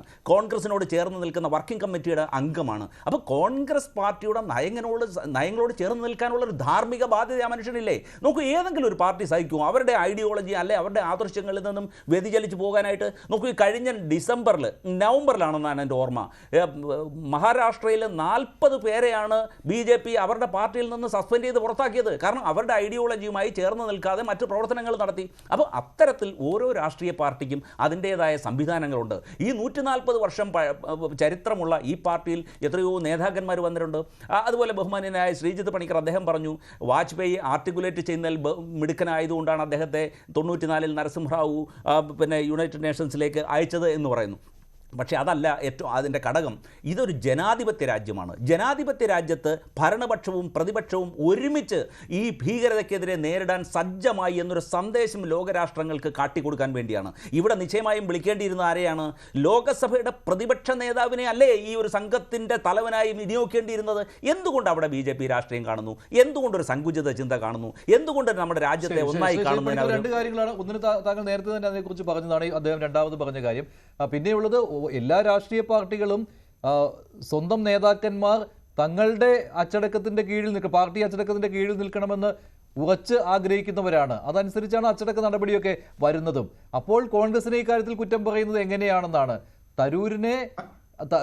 തരൂരിന്റെ പേര് നിർദ്ദേശിക്കാതിരിക്കുന്ന സമയത്ത് അദ്ദേഹം കേന്ദ്ര സർക്കാരിന്റെ ക്ഷണം സ്വീകരിക്കുന്നത് പാർട്ടിക്ക് ദോഷമാണ്, ആ പാർട്ടി അച്ചടക്കത്തിന് ദോഷമാണ്. ഇതിന് മുൻപുള്ള ചില നടപടികളും അതേ രീതിയിൽ തന്നെയാണ്. അതുകൊണ്ട് തരൂരിനെ വീണ്ടും ഇക്കാര്യത്തിൽ ഈ അദ്ദേഹത്തിന്റെ പേര് നിർദ്ദേശിച്ചുകൊണ്ട് മുന്നോട്ട് വരാൻ പാർട്ടി ആഗ്രഹിക്കുന്നില്ല. അപ്പോൾ അതിനൊപ്പം നിൽക്കേണ്ടത് തരൂരാണ്. അല്ല, അങ്ങനെയാണെങ്കിൽ എനിക്ക് ശ്രീ റെജിയോടുള്ള മറുചോദ്യം, അദ്ദേഹം തന്നെ പറഞ്ഞു, ഇപ്പോൾ മഹാരാഷ്ട്രയിൽ നിന്ന് 40 BJP-ക്കാരെ അവർ നടപടിയെടുക്കുന്നു അവർക്കെതിരെ എന്ന് പറയുമ്പോൾ, ഇത്ര വലിയ ഒരു ക്രൈം കോൺഗ്രസ് പാർട്ടിയോട് ശശി തരൂർ ചെയ്തിട്ടുണ്ടെങ്കിൽ നിങ്ങൾ എന്ത് നടപടിയാണ് അദ്ദേഹത്തിനെതിരെ എടുത്തിട്ടുള്ളത്? അതെന്താ എടുക്കരുതോ? പേടിയാണോ? അപ്പോൾ അങ്ങനെ പേടിയുണ്ടെങ്കിൽ അതിനർത്ഥം കോൺഗ്രസ് പാർട്ടിക്ക് മൊത്തത്തിലുള്ള സ്വീകാര്യതയേക്കാൾ കൂടുതൽ സ്വീകാര്യത ചുരുങ്ങിയത് കേരളത്തിലെങ്കിലും, കാരണം ഇവിടെ നിന്നുള്ള റെപ്രസെൻറ്റേറ്റീവ് ആണല്ലോ അദ്ദേഹത്തിന് കിട്ടുന്നുണ്ട് എന്നാണ്. പിന്നെ കോൺഗ്രസ് പാർട്ടിയിൽ നിന്ന് ആൾക്കാർ ഒഴുക്കി തരൂരിനെ ജയിപ്പിക്കാനായിട്ട് തിരുവനന്തപുരത്തുള്ള കോൺഗ്രസ്സുകാർ ചെയ്തതിനെക്കുറിച്ച് കൂടുതൽ നമ്മൾ സംസാരിക്കണമോ എന്ന കാര്യത്തിൽ എനിക്ക് സംശയമുണ്ട്. കാരണം കോൺഗ്രസിൽ നിന്ന് മതിയായ പിന്തുണ തരൂരിന് കിട്ടുന്നില്ല തെരഞ്ഞെടുപ്പ് ക്യാമ്പയിൻ്റെ സമയത്ത് പോലും എന്ന് പറഞ്ഞുകൊണ്ട് ഉള്ള വിഷയങ്ങളിൽ ചർച്ചയ്ക്കിരുന്നിട്ടുള്ള ആളാണ് മഞ്ജുഷും ഞാനും ഒക്കെ. അപ്പോൾ അതുകൊണ്ട് അതൊക്കെ ഒരു എൻറ്റയർലി ഡിഫറെൻറ്റ് കാര്യമാണ്. ഇനി തരൂരല്ലാതെ മറ്റൊരാളിനെ ആയിരുന്നു ഈ കഴിഞ്ഞ 2-3 ടൈമിൽ തിരുവനന്തപുരത്ത് കോൺഗ്രസ് നിർത്തിയിരുന്നത് എങ്കിൽ BJP പാട്ടും പാടി ജയിക്കുമായിരുന്നു എന്ന കാര്യത്തിൽ തർക്കമില്ല. എന്ന് വെച്ചാൽ കോൺഗ്രസ്സുകാരുടെ പിന്തുണയോ പാർട്ടിക്കുള്ള ജനസമ്മതിയോ അല്ല, തരൂർ വ്യക്തിപരമായിട്ട് ഉണ്ടാക്കിയിരിക്കുന്ന ഒരു സമ്മതി ഈ കാര്യത്തിൽ ഉണ്ട് എന്ന കാര്യത്തിൽ യാതൊരു വിധത്തിലുള്ള തർക്കവുമില്ല. പിന്നെ ആർട്ടിക്കുലേറ്റ് ചെയ്യുന്നതിൻ്റെ സ്കില്ലിൻ്റെ പേരിലല്ല വാജ്പേയിയെ വിളിച്ചതെങ്കിൽ പിന്നെ എന്തിൻ്റെ പേരില? വേറെയും ആൾക്കാർ ഇവിടെ ഉണ്ടായിരുന്നല്ലോ, എന്നിട്ട് എന്തുകൊണ്ടാണ് അവരെ വിളിക്കാതിരുന്നത്? അങ്ങനെയല്ല. അതുകൊണ്ടാണ് ഞാൻ നേരത്തെ പറഞ്ഞത് ഹോഴ്സസ് ഫോർ കോഴ്സസ് എന്ന് പറയത്തില്ലേ, നമ്മുടെ ഈ ഒരു കോഴ്സിന് വേണ്ടുന്ന ഹോഴ്സ് ഏതാണ് എന്ന് നമ്മൾ ഐഡന്റിഫൈ ചെയ്യുക. അപ്പോൾ അതാണ് കൃത്യമായിട്ട് അന്ന് കോൺഗ്രസ് ചെയ്തത്. ഒരുപക്ഷെ കോൺഗ്രസ് അത് ചെയ്തത് എന്തുകൊണ്ടാണ്? ഡൈനസ്റ്റി പൊളിറ്റിക്സിന്റെ ഭാഗമല്ലാതിരുന്ന PV നരസിംഹറാവു അവിടെ ഉണ്ടായിരുന്നത് കൊണ്ടാണ്. PV നരസിംഹറാവുവിന് പിന്നീട് കോൺഗ്രസ് കൊടുത്തിരിക്കുന്ന മാന്യതയൊക്കെ നമ്മൾ കണ്ടതാണല്ലോ. അദ്ദേഹം മരിച്ചതിന് ശേഷം പിന്നീട് കോൺഗ്രസ് ചെയ്തിരുന്ന നടപടികൾ നമ്മൾ കണ്ടതാണല്ലോ. അപ്പൊ അതുകൊണ്ട് അതിനെപ്പറ്റി പറയേണ്ടതില്ല. കാരണം അത് കോൺഗ്രസിനെ അന്ന് കൺവിൻസ് ചെയ്യിപ്പിച്ചിരിക്കുന്നത് PV നരസിംഹറാവു ആണ്. ഡൈനസ്റ്റി പൊളിറ്റിക്സ് ഒന്നും ഉണ്ടായിരുന്നില്ല. പിന്നെ ഇവിടെ ഷാക്കിർ പറഞ്ഞ 1-2 കാര്യങ്ങൾ കൂടിയുണ്ട്. അതായത് പ്രധാനമന്ത്രി എന്തുകൊണ്ടാണ് സൗദിയിൽ നിന്ന് അദ്ദേഹത്തിന്റെ വിസിറ്റ് കട്ട് ഷോട്ട് ചെയ്തിട്ട് ഇവിടെ വന്നതിന് ശേഷം പാർട്ടിയുടെ ഒരു പരിപാടിയിൽ പങ്കെടുത്തതെന്നാണ്. പാർട്ടി പരിപാടി ആയിരുന്നില്ല. പഞ്ചായത്തി രാജ് ഡേയുടെ പരിപാടിയായിരുന്നു. ഗവൺമെന്റിന്റെ ഒരൊറ്റ പരിപാടിയും സെലിബ്രേറ്ററി ഈവന്റ്സ് അല്ലാത്ത മറ്റൊരു പരിപാടിയും ഗവൺമെന്റ് ക്യാൻസൽ ചെയ്തില്ല.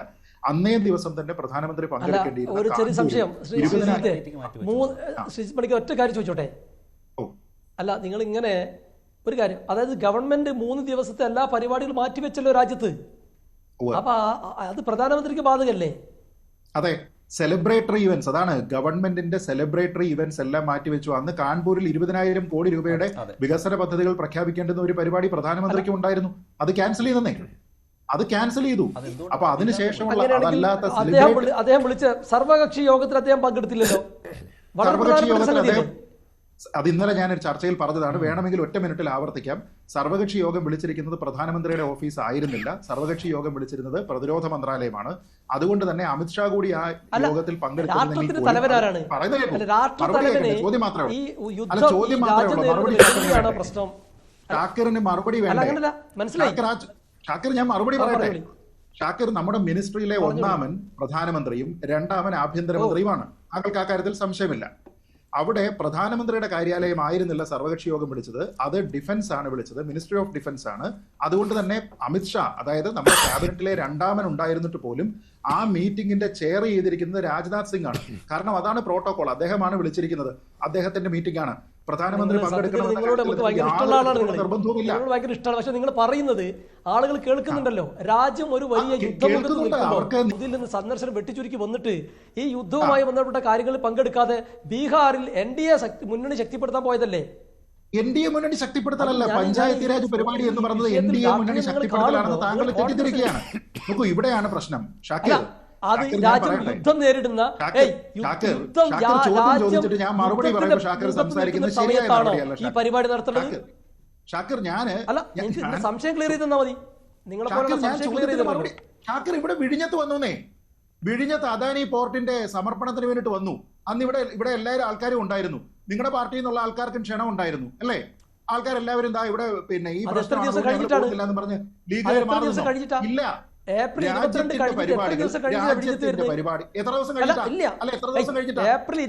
കഴിഞ്ഞിട്ട് വിഴിഞ്ഞത്ത് എത്ര ദിവസം കഴിഞ്ഞിട്ടാണ്? എത്ര ദിവസം കഴിഞ്ഞിട്ടായിരുന്നു ഇവിടെ? 3 ദിവസമാണ് രാജ്യത്ത് ദുഃഖാചരണം പറഞ്ഞിരുന്നത്. 3 ദിവസം കാൺപൂരിൽ പോയില്ലെന്ന്. ഷാക്കിർ, ഞാൻ പറഞ്ഞ ഫീഡ് അങ്ങോട്ട് കേൾക്കുന്നില്ലേ? കാണല്ലോ, അതിന്റെ മാസ്റ്റർ മൈൻഡ് ആയിട്ട് അന്ന് മുതൽ സർക്കാരുകൾ പറയുന്നത് ആരെ കുറിച്ചാണ്? ദാവൂദ് ഇബ്രാഹിമിനെ കുറിച്ചാണ്. അതിനുശേഷം എത്രയോ കാലമായിട്ട് വിവിധ രാഷ്ട്രീയ പാർട്ടികൾ, കോൺഗ്രസ് തന്നെ അതിനുശേഷം എത്ര കാലം ഭരിച്ചു? എന്നിട്ട് ദാവൂദ് ഇബ്രാഹിമിനെ നമ്മൾ പിടിച്ചോ? ശിവരാജ് പാട്ടീലിന്റെ രാജിയെ പറ്റി താങ്കൾ പറഞ്ഞു, നന്നായി താങ്കൾ അത് പറഞ്ഞത്. എന്തുകൊണ്ടായിരുന്നു ശിവരാജ് പാട്ടീൽ രാജിവെച്ചതെന്ന് താങ്കൾക്ക് ഓർമ്മയുണ്ടോ? അന്ന് മുംബൈയിലെ ഭീകരാക്രമണം മാത്രമല്ല ഉണ്ടായത്, ഡൽഹി, അഹമ്മദാബാദ്, ജയ്പൂര്, ബാംഗ്ലൂര്, ഹൈദരാബാദ്, ഇത്രയും സ്ഥലങ്ങളിൽ 2 വർഷത്തിനിടെ നിരവധിയായിട്ടുള്ള തീവ്രവാദി ആക്രമണങ്ങൾ ഉണ്ടായി. അതിനുശേഷം അദ്ദേഹത്തിന്റെ ഇൻകോമ്പീറ്റൻസി അവിടെ തെളിഞ്ഞിരിക്കുന്ന സമയത്ത് അദ്ദേഹം അന്ന് എന്താ ചെയ്തെന്ന് ഓർമ്മയുണ്ടോ? ഈ മുംബൈ ഭീകരാക്രമണം നടന്നതിന് ശേഷം മാധ്യമങ്ങളെ അന്നത്തെ ദിവസം കാണുന്ന സമയത്ത് ഏതാനും ചുരുങ്ങിയ സമയത്തിൽ 2-3 മണിക്കൂറിനകം 4-5 തവണ അദ്ദേഹം കുപ്പായം മാറ്റി. അപ്പൊ അതൊരു ഇൻകോമ്പീറ്റൻസിന്റെ ഒരു പെർസെപ്ഷൻ എന്ന രീതിയിലത്തേക്കാണ് ആൾക്കാരിലേക്ക് പോയിരിക്കുന്നത്. ഈ മനുഷ്യൻ ഇപ്പൊ ഇമേജ് ഉണ്ടാക്കുന്നതിന് വേണ്ടിയിട്ടാണോ നടക്കുന്നത് എന്ന് പറഞ്ഞ് മാധ്യമങ്ങളിലും പ്രതിപക്ഷത്തിന്റെയും എല്ലാ ആൾക്കാരുടെയും ഭാഗത്ത് നിന്ന് അതിശക്തമായിട്ടുള്ള പ്രതികരണം ഉണ്ടായപ്പോഴാണ് ഈ ഇൻസിഡന്റ് കഴിഞ്ഞ് 4 ദിവസം കഴിഞ്ഞപ്പോഴത്തേക്ക് രാജിവെച്ചുന്നേ. എന്നാൽ പിന്നെ ആ 4 ദിവസം കഴിയുമ്പോഴല്ലോ രാജിവെക്കണ്ടേ? ഇതിന്റെ ഒരു സംഭവം ഒന്ന് കുറച്ചൊന്ന് നോക്കിയതിന് ശേഷമല്ലേ വെക്കേണ്ടത്? ആ പകരം വേറൊരാളിനെ കൊണ്ടുവരിക എന്ന് പറയുമ്പോൾ അതിനൊരു കണ്ടിന്യൂറ്റി വേണ്ടേ? അതിന് പോലും ചെയ്യാതെ കോൺഗ്രസിന് ശിവരാജ് പാട്ടീലിനോട് രാജിവെക്കാൻ പറയേണ്ടി വന്നതിന്റെ കാരണം അദ്ദേഹത്തിന്റെ ആ സമയത്തെ പെരുമാറ്റമാണ്. ഇവിടെ അങ്ങനത്തെ പെരുമാറ്റമില്ല. അവിടെയാണ് ഇപ്പോഴത്തെ വിദേശകാര്യമന്ത്രി at the start of the event ഞങ്ങൾ പാകിസ്ഥാനെ വാൺ ചെയ്തു എന്ന് എല്ലാവർക്കും അറിയാവുന്ന ഒരു കാര്യം പറയുമ്പോൾ കോൺഗ്രസിന്റെ ഈ പറയുന്ന എന്തുകൊണ്ട് അദ്ദേഹത്തെ ക്ഷണിച്ചില്ല എന്ന് ചോദിക്കുന്ന ആള് തന്നെ പറയുന്നത് ദാ പാകിസ്ഥാന് രഹസ്യ വിവരം നമ്മൾ ലീക്ക് ചെയ്തു. ഞാൻ അവസാനിപ്പിക്കുകയാണ്. ശ്രീ പണിക്കർ, ശ്രീ ഷാക്കിർ, ശ്രീ റെജി, ശ്രീ MS വേണുഗോപാൽ. ഇന്നത്തെ ചോദ്യം ഇതായിരുന്നു: തരൂർ കേന്ദ്ര സംഘത്തിന്റെ തലവനാകുന്നത് ശരിയോ? ശരിയാണെന്ന് 86% പ്രേക്ഷകർ.